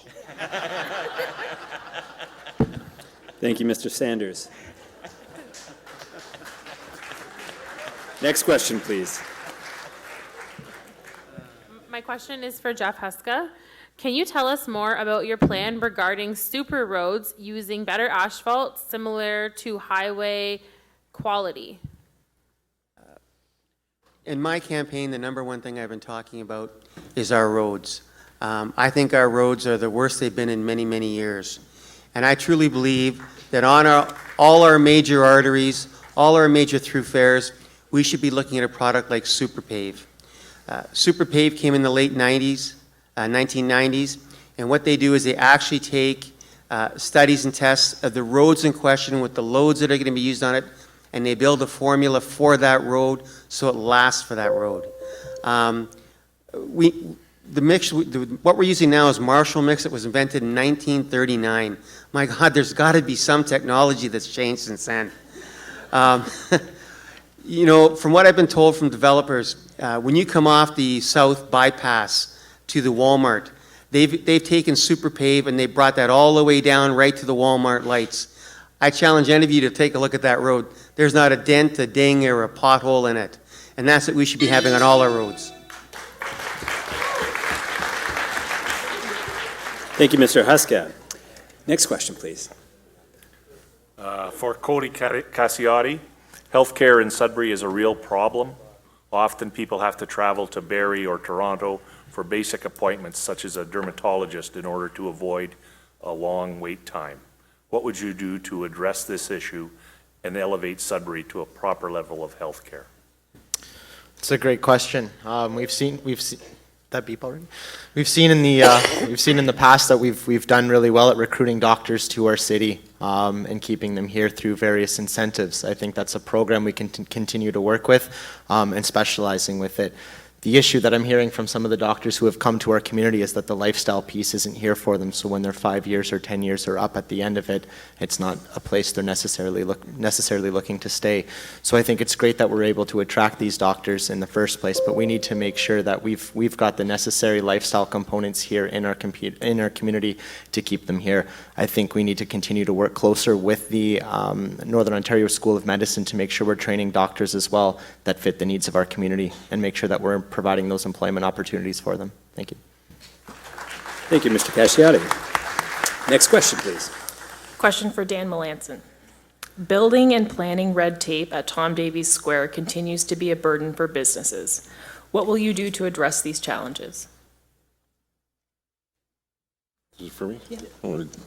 I'm sorry, could you repeat the question? Sure. Building and planning red tape at Tom Davies Square continues to be a burden for businesses. What will you do to address these challenges? Well, the red tape is definitely a big problem at Tom Davies Square. As I alluded to earlier, there is things that can be done to speed the process up, and I think what we should do is take the best practices that we can find from other municipalities who've been able to speed up the process and cut the red tape, and adapt those for our particular application and speed up the process. We can certainly reduce the cost of doing that. The process can be quite lengthy and expensive, and we need to deal with both of those issues. Thank you, Mr. Melanson. Next question, please. My question is for Mayor Bigger. How do you justify having the city pay for the Kingsway Entertainment District? So the Kingsway Entertainment District is a replacement of an aging asset that is not performing. to our citizens' expectations. It's only getting older, and at this point in time, it'll be replaced at an age of 70 years. So as with aging assets, we do replace them, and it's a city project, and so therefore the city pays for the project. We don't have private sector individuals coming to us and saying they will pay for the event center, and it is a replacement of the existing assets. So we continually have to replace our existing assets, whichever asset they are. And it's part of our process, and we're moving forward. The decision was made on June 27th, 2017. Thank you, Mr. Bigger. Next question, please. Question for Dan Melanson. What do you see as Sudbury's #1 concern, and how do you plan to resolve this issue? Well, obviously, the #1 concern that everybody's got is the roads and the terrible state that they're in. And I think what we need to do is we need to adopt a policy whereby the road that we're building is designed for the specific location and the soil conditions. So I would suggest that all of the construction that's carried out from here on out would have extensive soil testing. The road would be designed to accommodate the soil conditions that we have, and it would have a substructure that is specifically designed for that, and then top it off with the appropriate top coating that will work with the substrate and that particular condition. A side benefit of that is if you do the soil testing company is on the hook if it doesn't work out. So they have their people watching the testing of the process all the way through when it's being built, and if it doesn't get built right, they're on the hook to replace or remove and replace the stuff that's not proper. So you're buying an insurance policy at the same time. Thank you, Mr. Melanson. Next question, please. Question for Troy Crowder. What will you do to attract entrepreneurs to consider investing in Sudbury? Noront is contemplating a chromium site in Sioux, Timmins, or elsewhere. Sudbury's loss is a gain for other communities who are more receptive to accommodate investors. Yeah, Noront was never coming here. That was just a political ploy. I had a meeting with IBM Canada this winter, and I talked about, because I was running provincially, about the projects that I wanted to see happen in Sudbury and how we could actually make it a great place to live with bike paths and hotels and restaurants and an activity an entertainment area in our downtown and all these great things we're making it. And he said to me, Troy, that would be wonderful, because if I set up in Kitchener or I set up in Toronto, I have to pay them 10% more, and then I lose them after 2 years because they get poached by another IT company. He said, but if we are up in Sudbury, I could have 400 people working up there, and they like living there, and in turn, I don't have to retrain them, and I can pay them $85 instead of $95. I'm going to save millions of dollars a year, and you don't even have to give me any incentives. Just make a community like that. Thank you, Mr. Crowder. Next question, please. My question is for Patricia Mills. A declining or stagnant population is a hindrance for economic growth and community prosperity. What steps will you take to increase Greater Sudbury's population? Well, there's two ways to increase your population. One is to attract people to come here and create jobs. So those are two pillars of my platform. We need to have an immigration policy for Northern Ontario. We need to, we have 3 post-secondary institutions here, and they all have foreign students who come here, live here, pay a lot of money to study here, and then they go back or they go to Toronto or somewhere else. So we need to have incentives to keep people here in our community. We need to have good jobs for them and good career choices for them. We are an innovative community. We have hubs of innovation all over the place. We need to encourage our young people to think creatively and foster an environment where people can be entrepreneurial. We haven't done that at all. We haven't done it well, but we can do it because we have a lot of expertise here to do it. So when you foster a place where people feel comfortable and valued for the work they do, they will stay and they will come here. And the 1% population growth, thank you. Thank you, Ms. Mills. Next question, please. For Jeff Huska, it has been speculated that the province will pull the funding for continued 4-laning of Highway 69. As mayor, what specific actions would you take to lobby the provincial government so that four-laning of Highway 69 remains a priority? There's no way that we can allow the provincial government to stop this from happening. And I think one of the biggest things that we could do, and I don't think we would get a no from anybody, is we'd actually lobby the people that actually had some type of tragic incident happen in their life on that road. And we would take as a group and go down to the provincial building, and we would ask for Mr. Ford to come out, and we'd explain to them how important this road is. And we would also show them the numbers that since we four-laned every area but that one specific spot, the reduction in head-on collisions that have happened on that highway. That highway is imperative, not only to us, but it's going to be imperative to Toronto, because as that highway gets completed, it's going to bring more and more people up north. The Cottage District alone will want that thing done. Thank you. Thank you, Mr. Huska. Next question, please. Question for Brian Bigger. If Greater Sudbury Housing has been assumed by the city for efficiencies, when will Greater Sudbury Utilities be assumed by the city to create the same efficiencies? The City of Greater Sudbury is the sole shareholder of Greater Sudbury Utilities. Okay.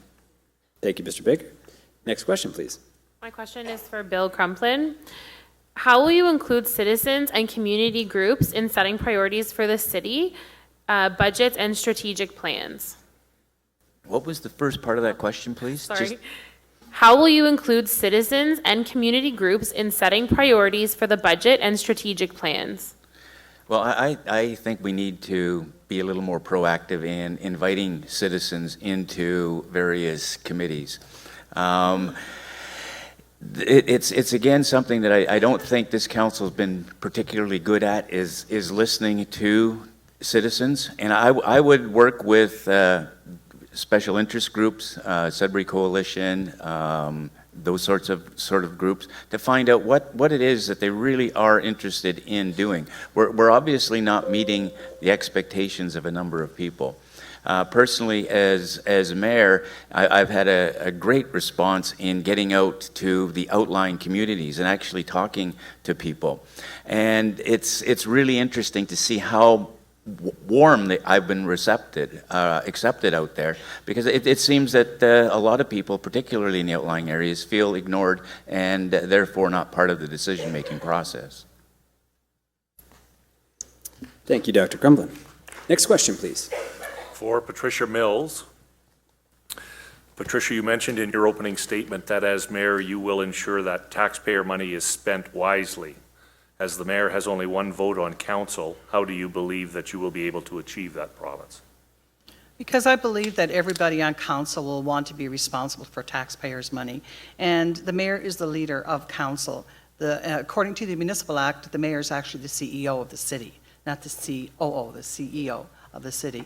So I think we need to look at the priorities and in realistic terms, we need to be able to see where we're spending our money right now. We have a top-down budget, which most people on council have told me that they don't even understand, that most people working at the city don't understand. So we need to be able to look at our budget, see where our money is going, and then I think that we can find efficiencies within that.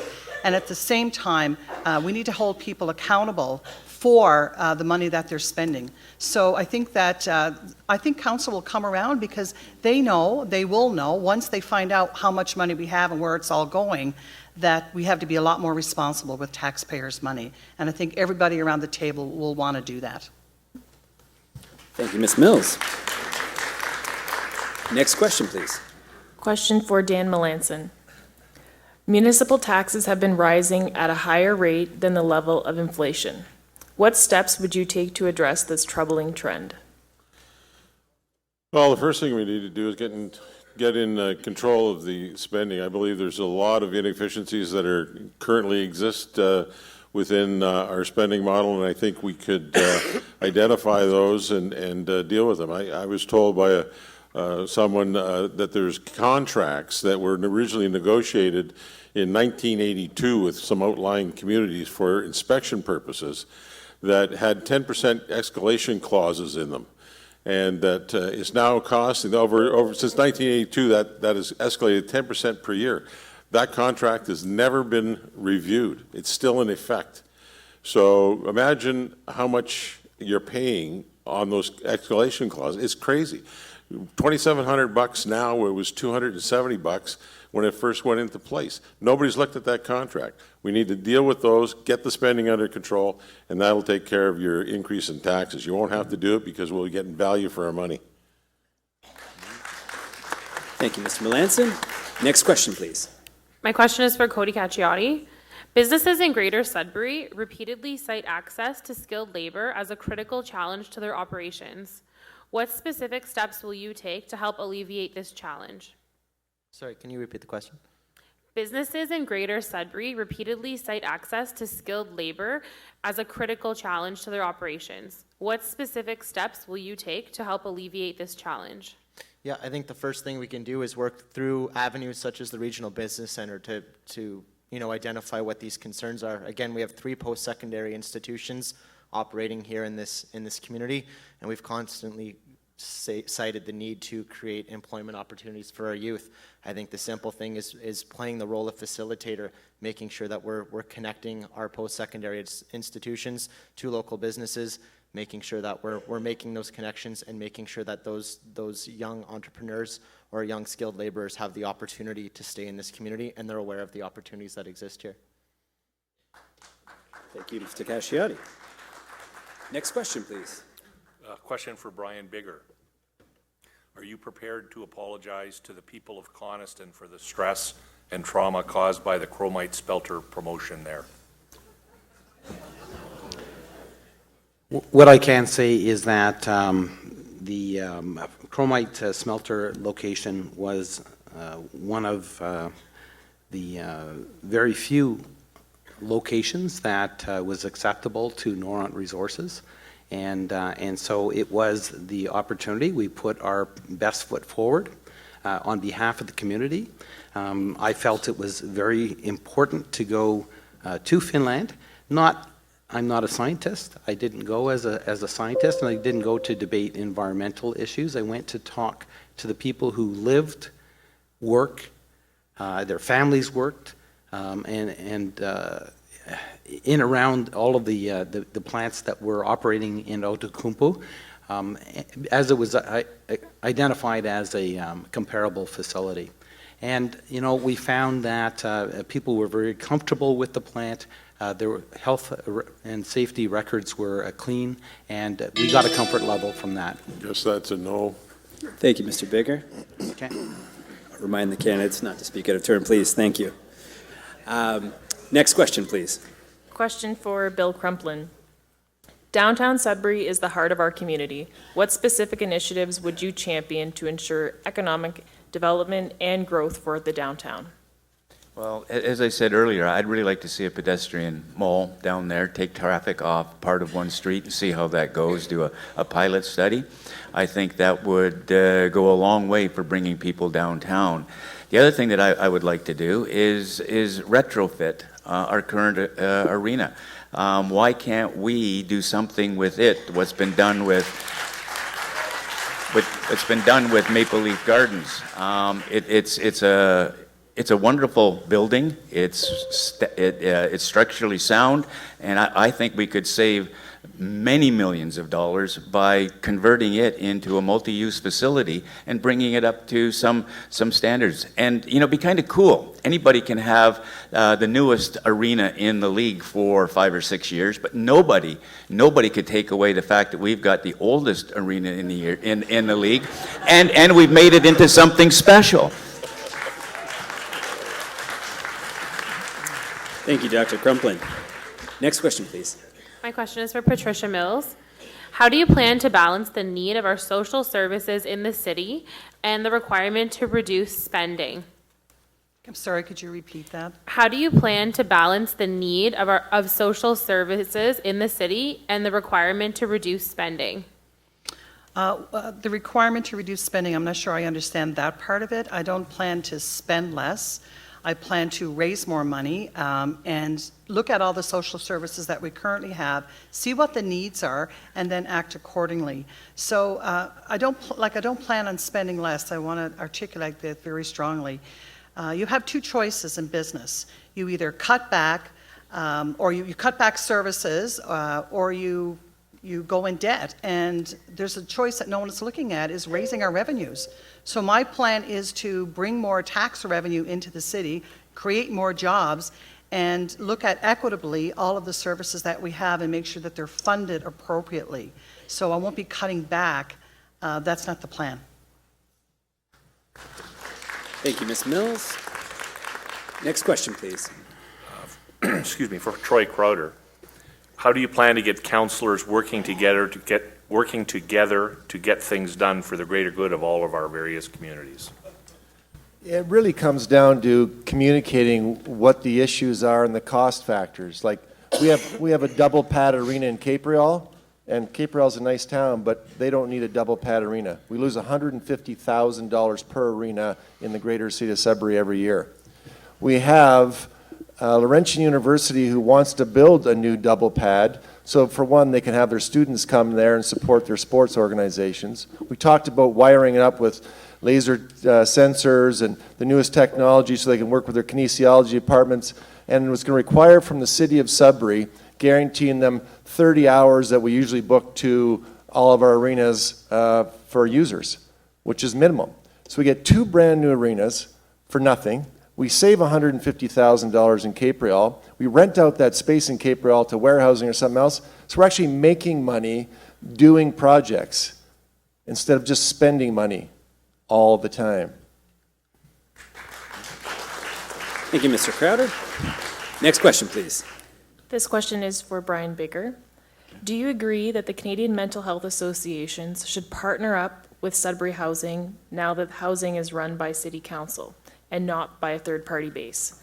Doing so can mean more supportive housing services to tenants in need that are presently in public housing. Thank you for the question, and once again, we've got a great partnership with Canadian Mental Health Association, and there was a conversation about transitional housing. We've helped by transferring some municipal facilities over, Larch Street facility, and as well one on Lourdes has been acquired by Canadian Mental Health Association. So we're already working in partnership with them. It's an interesting proposal, and you know, I encourage people to come forward with ideas that they have, and we would see how that works. I also understand that you know, we used to have police officers who used to have their temporary locations in our housing units, and so that's something that is also plausible and possible in the future, but looking to improve the quality of life for everyone in our community. Thank you. Thank you, Mr. Baker. Next question, please. My question is for Troy Crowder. During your opening remarks, you referred to Band-Aid solutions for homeless individuals. Can you please identify what you meant by this and what you would do differently? I've spoken with Bob Johnson and a few of the board at the Samaritan Center, and we've talked about the issue here. You know, it's a place where they get fed, but then they have to put them back out in the streets. And then you have housing situations that aren't the best, and there's not always available. We have drug counseling in another part of the city. We have Salvation Army that's had some issues with violence in there, and then now there's an issue with clothing our homeless people. Really, they all want to help. We want to help these people. We need to have one facility. You know, in particular, right now in the Dunderman, there's a school for sale, a very beautiful school in great shape, $900,000. We can take that school and convert it into a facility that we can actually treat all the avenues what people need to be dealt with, so that there is an actual possibility for curing them or helping them, not just pushing them back out in the street and hoping they make it to the next place. Thank you, Mr. Crowder. Next question, please. For Cody Cassiotti, can you explain your position on the Kingsway Entertainment District? Most certainly. Thanks for the question. So for me, my frustration with that project lies in the process and the way it actually played out. I believe it's something that's divided this community immensely. We wouldn't be talking about it today and at every door I seem to knock at over the past 2 months. For me, what I'd really like to see is, I think now that it's in the LPAT process, we need to respect that democratic process, let it play out, and then I think we can make the best informed decision for this community.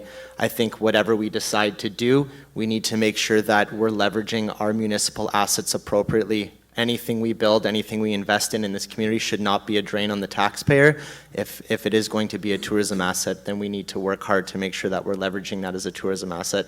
But I don't think it's honest of me to choose a side until we have all the facts presented to us after the appeal comes back. Thank you, Mr. Casciotti. Next question, please.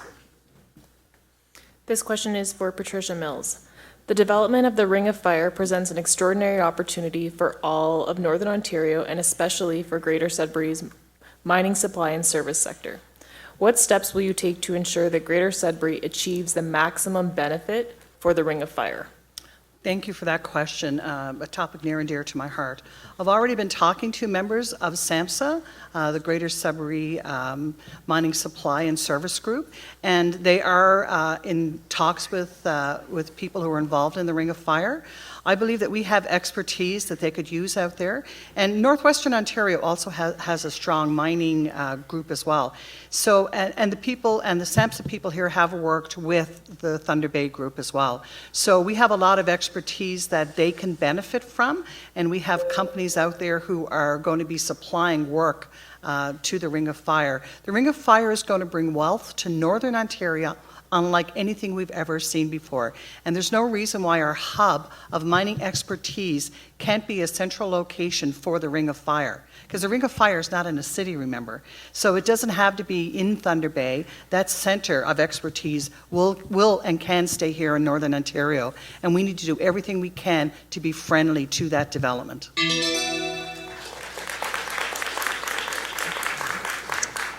When you wait for the timer to run out, it sounds like you got the answer right. Next question, please. My question is for Dan Melanson. What actions would you take to work with the local business community to ensure it is best equipped to continue to invest, create jobs, and increase its productivity? Well, I would work very closely with them to identify what it will take for them to invest in our community again. A lot of the business people that I was talking to over the last number of weeks have indicated that they've made a lot of money over the years. They've started here, but they're not investing here anymore. They're moving elsewhere, and a big percentage of that reason is that it's so expensive to do developments here. So you've got guys who are spending tens of millions of dollars on developments here who are now doing them elsewhere because of the red tape and because of the cost. So we'd have to sit down with them, find out exactly what it is that would entice them to start investing in Sudbury again as opposed to someplace else, and implement those changes so that they're comfortable putting the money into the city that they were in the past and should be in the future. Thank you, Mr. Melanson. Next question, please. For Brian Bigger, as mayor, would you encourage the city to look at funding an injection site here in Sudbury if the province did not fund it? Thank you for the question. Very good question. So I've been very proactive in trying to understand and address issues of homelessness and addictions. I think if you look at the analysis that's happened, our homelessness numbers are better than they were in 2014 at this point in time. As far as the dealing with the addictions issues, I'm still listening to the experts and working with our public health officials. We have a community strategy to deal with mental health and addictions. We have 50-plus partner agencies that provide social services and expertise, and there are physicians and other people that we're listening to at this point in time. The track record is that we have provided municipal resources to aid in fighting the battle against addictions in our downtown, and I would be in favor of that. Thank you, Mr. Bigger. Next question, please. Question for Troy Crowder. How will you work with the provincial and federal governments to ensure Greater Sudbury's voice is heard at the senior levels of government? Well, obviously I ran provincially, and I'm hoping that with the 30,000 long-term beds that were promised in the province, that we may get a share of that.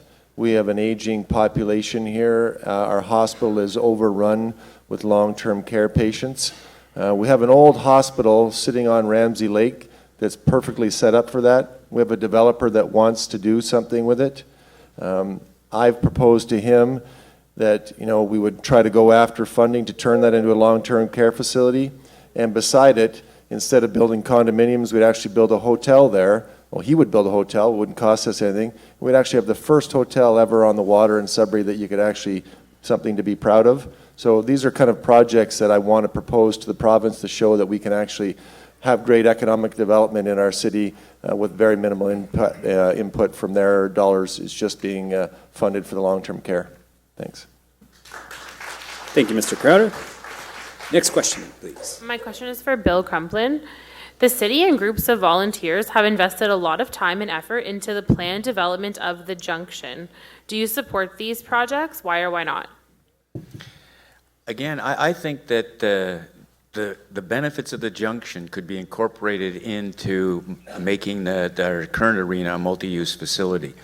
I really do support the benefits and the activities that will go on in the junction. I just think that given that the fact that our infrastructure is crumbling, the fact that we really do have to plan a little bit for the wastewater changes that are coming down the pipe, that we really should be looking at economizing in other areas. And I really do feel we can make that our current arena serve at least two very important purposes in this community. Thank you, Dr. Crumplin. Next question, please. Also for Bill Crumplin. What will be done to improve the lifestyles of Sudbury's hardworking individuals? We're all hardworking here. I think again that we need to invest not just in the downtown in Sudbury. I think we need to go back to Main Street in Caperville, Main Street in Walden, and such, and work with the communities to try to figure out what it is that they miss from the old days, and see if we can't somehow bring that back for them. To me, it's lifestyle, and the more local businesses we can support, I think the better off we are. I'm all about local mom and pop shops. I do not like to frequent national or multinational stores or restaurants. And I just think we have to be more, we have to celebrate what we have here. We have a lot of energy, a lot of creativity, and I really do think that we just need to support our local people more. Thank you, Dr. Crumplin.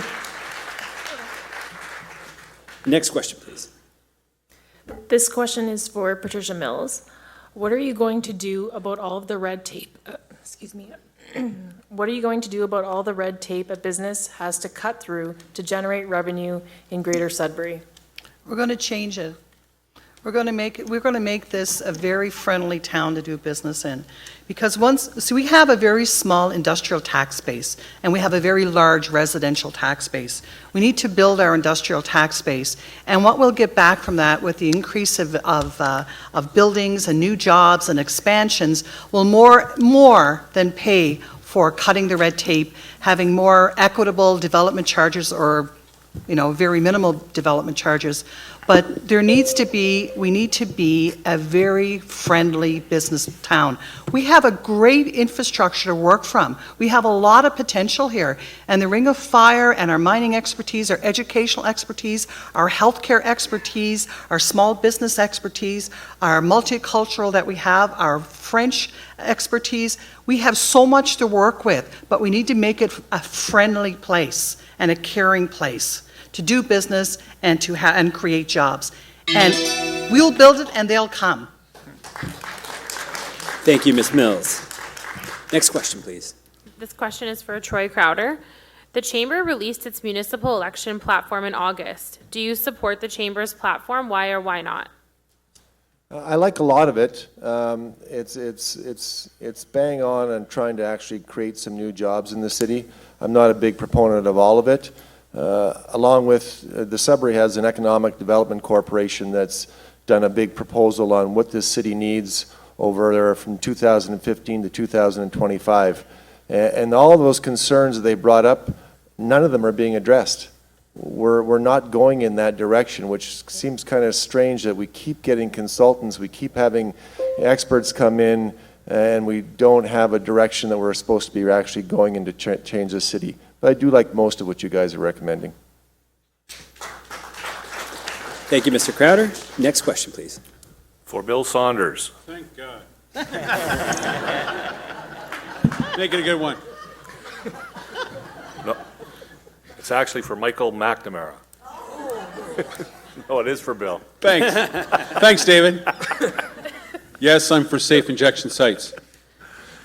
Transparency and open communications are the hallmark of responsible government. What will you do to ensure that the city remains committed to transparency and open communication? Well, that's a great question, because I'm going to answer all of the questions that were just asked in the last half hour. I am in favor of safe injection sites, and we'll work very, very hard. I'm not in favor of the Kingsway Entertainment District. It's not a district, people. It's not a district. Oh, God. And in order to promote transparency, we have to not dance around the questions. Take a stand, for God's sakes, and let the people know where you stand. God almighty. Thank you, Mr. Sanders. Next question, please.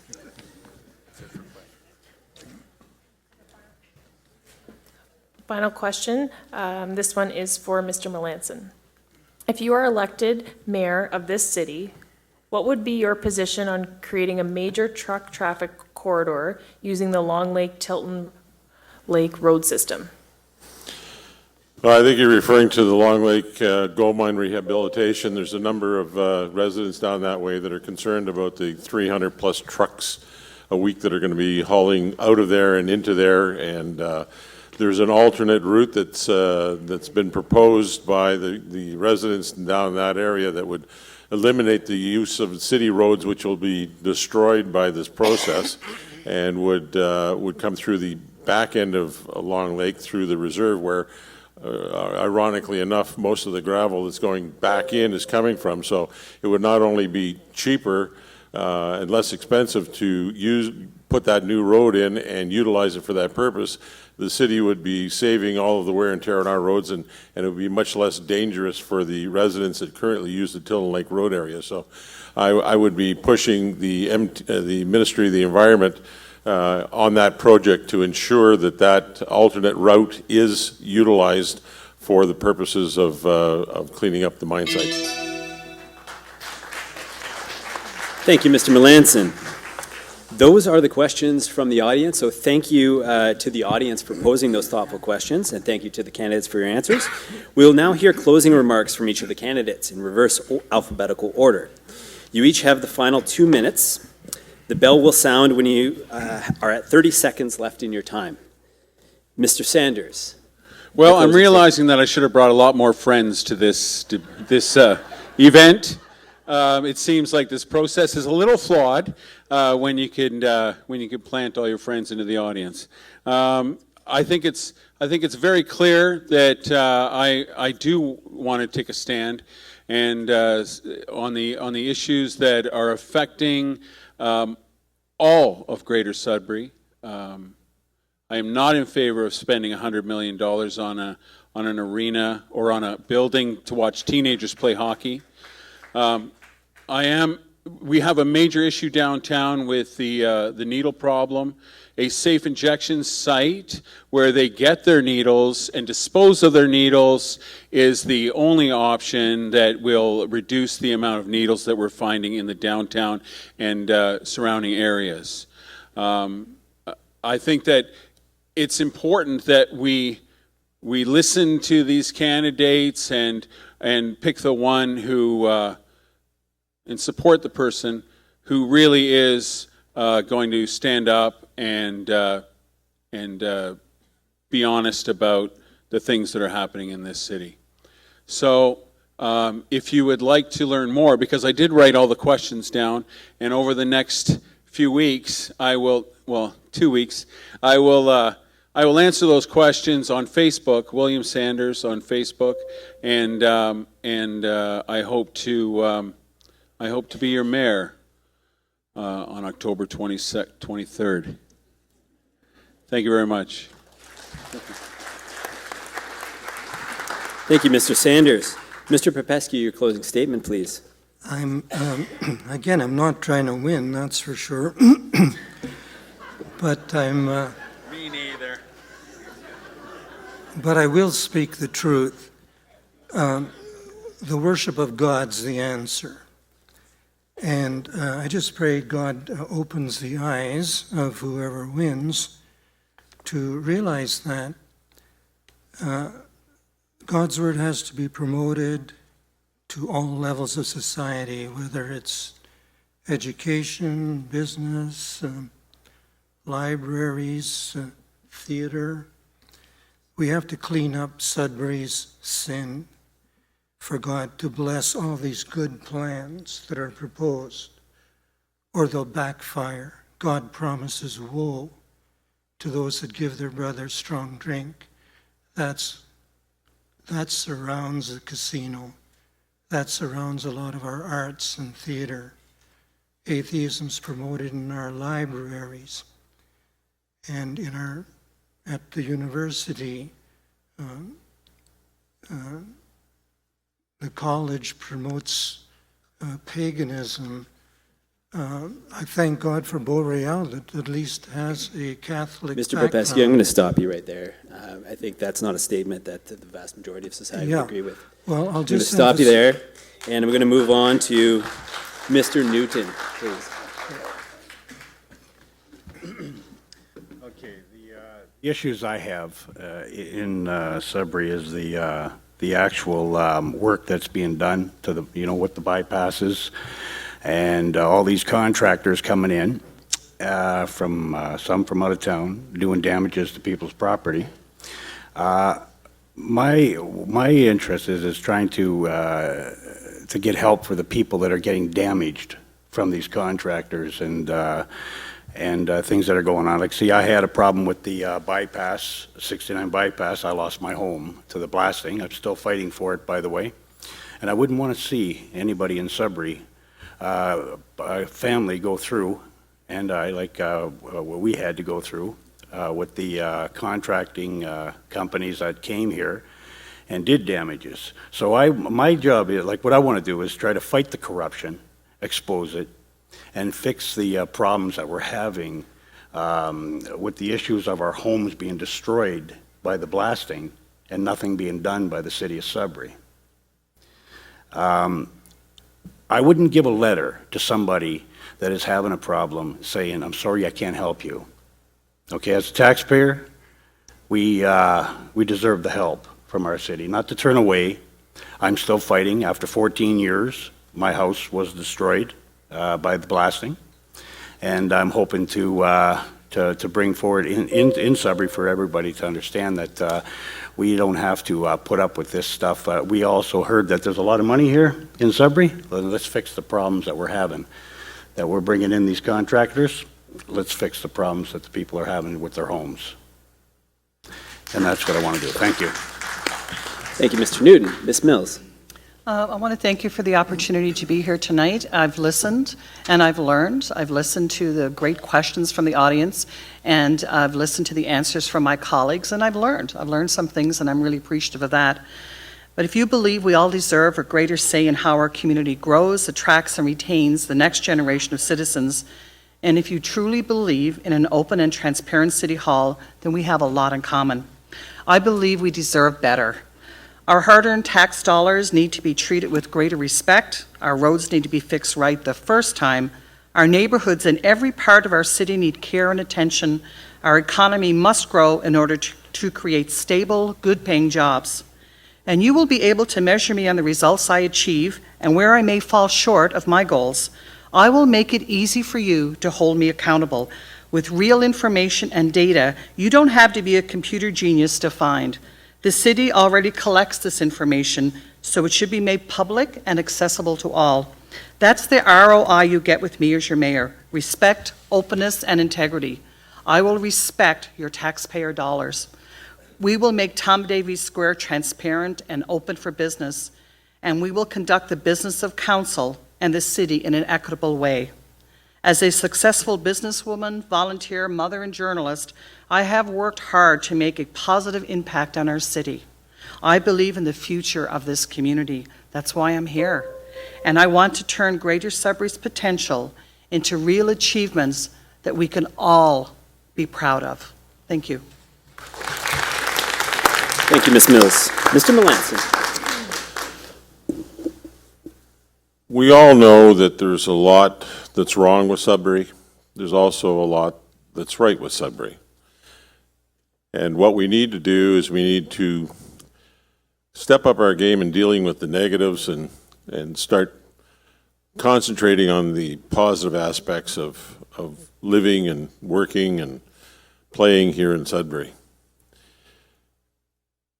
For a very long time, it's been de rigueur to denigrate a lot of what Sudbury has accomplished, and we're very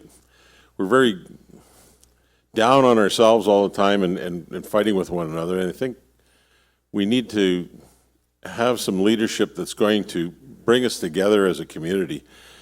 One of the things that I think we really need to look at is how are we going to get the outlying communities to feel that they're part of Sudbury? And a big part of that, I think, is to decentralize some of the services so that they're getting at least the level of services that they had in the past before amalgamation.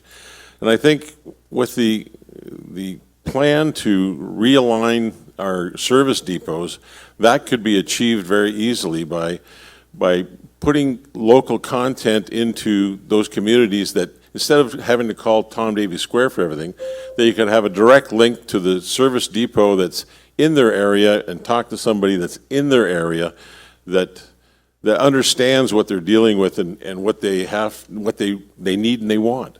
And something as simple as that could mend a lot of the bad feelings between the outlying communities and the city core. And I think those are the kinds of things that we need to concentrate on, and that's what I will concentrate on if I'm elected as mayor. Thank you. Thank you, Mr. Melanson. Mr. Huska. Once again, I'd like to thank you all for coming tonight.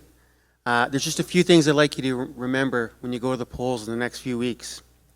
Other than Bill Sanders tonight, from the very beginning, I've been totally against the Kingsway Entertainment District and a casino going out there. We need a mayor that won't spend a dime on a project until all appeals are heard. Our money is too valuable to do that.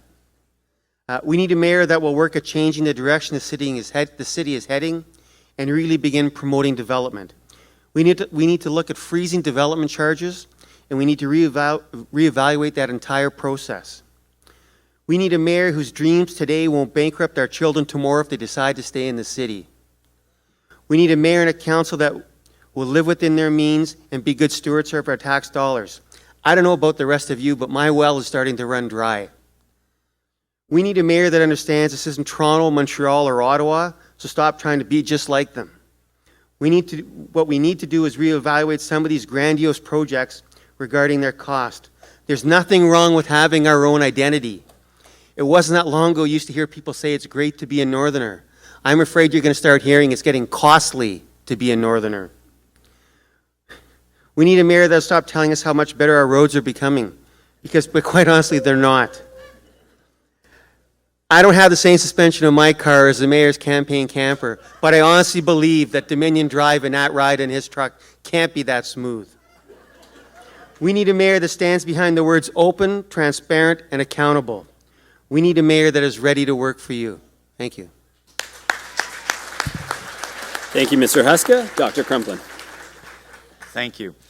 I think it's really quite energizing to be here this evening, not just to have all my colleagues here vying for this position, but to look up there, and it's pretty hard to see everybody, those lights are bright, but to realize that this auditorium was full. That is so energizing for me, to realize that so many of us are concerned about our city, that we'll come out and spend, it's been a long time, I'm going to guess at least 3 hours, sitting here, being engaged, trying to become informed voters and citizens. But I'd like, maybe it's time for a little bit of audience participation, warm up a little bit for the walk out to the car. How many of you really do feel, as our mayor said, that our roads have improved? Put your hands up, please. I can't see anything. In terms of openness and transparency, I have a very personal situation developing. On August 2nd, I put in an FOI to find out what was going on with the Kingsway Entertainment District. You know, there are ways that could be speeded up, but oh no, the people involved have taken their full 30 days each step of the process. So it looks like I'm going to get my information back on, guess what, October 31st, well after the election, and there is somebody at this table who could actually have provided that information so we would all really understand what it is that we're going to be faced with, what that's going to mean in terms of our tax increase. I am afraid of what that's going to cost the average citizen. Oh, how do I finish? I also feel that we have to address the fact, I did this in my launch, that we are a city of science. We have so many opportunities here with our post-secondary education, with our hospital, with our cancer clinic, the snow lab. We have to build on those strengths, and let's do it. Let me help you do it. Thank you, Dr. Crumplin. Mr. Crowder, your closing remarks, please. Again, I refer back to, I am trying to become your mayor, and I was trying to become an MPP because I love this city and the people here, and I think it can be so much better than what it is. There is waste and mismanagement. Since amalgamation, people have not been happy. I live in those outlying areas. But the problem lies in that we don't really have a great vision for where this city is going. We're looking at an arena on the Kingsway that the same arena costs $47 million in St. Catharines. So we're spending $60-some million of our money to develop property so someone can have a light industrial park out there. We have a project downtown with a new library that we probably don't need. We have a new art gallery that you could buy the old Royce TV and furniture for $1 million. It's 3 times bigger than the art gallery we have right now. And you could spend $1 million fixing that up to a beautiful old historic building, and we'd be $28 million ahead of that project. You know, it's endless. We have theater centers. We have theater centers that are struggling because they use them to practice. Why don't we have practice facilities so that all of our theater groups and our dance groups and our performers can use the practice facilities so that the theater centers are constantly being used instead of sitting there vacant all the time and losing money?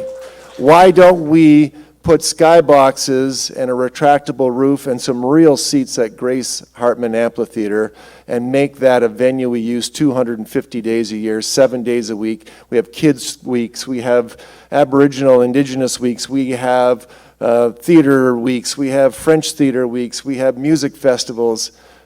Really, we have so many assets that we can spend money more wisely. We have people that want to spend money that it won't cost us anything.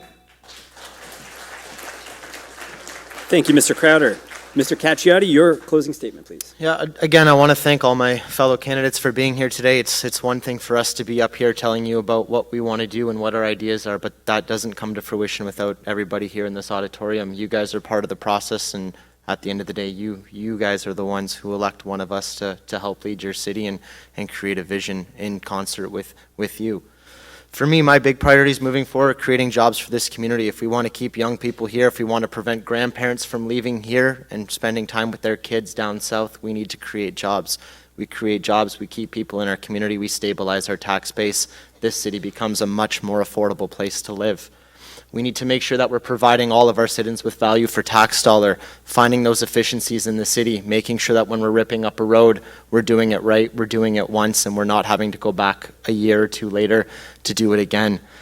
We need to make sure that we're investing in all of our citizens, whether they live in Caperell, Levac, Chelmsford, downtown, Minnow Lake, it doesn't matter, but making sure that at the end of every year, at the end of every 4-year term, everybody in this room, everybody in this city feels like they've received something and they've been part of the overall project. There's some great things, there's some great frameworks that have been laid through community improvement plans. I believe we should be developing growth plans for all areas of this city, allow opportunity for citizen input. For example, Caperell is looking to redefine itself as a tourism destination, a tourism town. It's a great way for that town to stay relevant and contribute to the overall economic development of the city. There's ways we can do that with every neighborhood in this city. We've got some great opportunity to invest in other growth sectors, whether it be healthcare, environment, technology, again, tourism. There's so much untapped potential for this city, and I would be honored to be your mayor and help drive these ideas forward. Thank you very much. Thank you, Mr. Cacciati. Mr. Bigger, your closing remarks, please. Well, I knew going in tonight it would be the target of almost everyone up here. That's okay. I'm proud of my record. We're finally making progress. We're finally getting things built. You know, people have tried to stop 2nd Avenue. They tried to stop Maley Drive. They tried to stop La Place des Arts. They're trying to stop the arena. Council worked together. We're moving forward on all of those projects. The last 2 months, I've heard a lot of ideas. Tonight, I've heard a lot of buzzwords and platitudes from my opponents, but no real substance. If this election is about one thing, it should be about not stopping what we've started. As your mayor, it's my goal to see all of these projects through. Finally, as a council, we deliver for all of you across the entire city of Greater Sudbury, and we do it together. 4 years ago, you asked for change.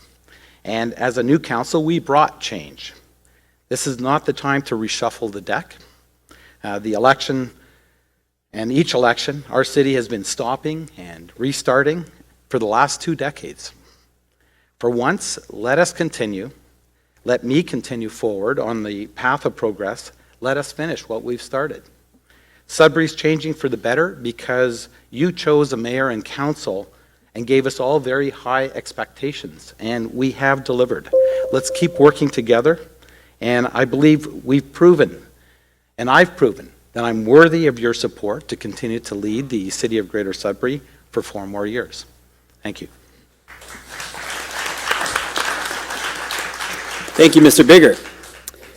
In closing, I would like to thank the candidates for their participation tonight. Your candid responses to the issues that have been raised have been very helpful in informing the audience and the watchers at home of how to make their decision to cast their ballot going forward. A special thank you as well to tonight's panelists, Ashley Sauvé, David Boyce, and Cora DeMarco. Thank you.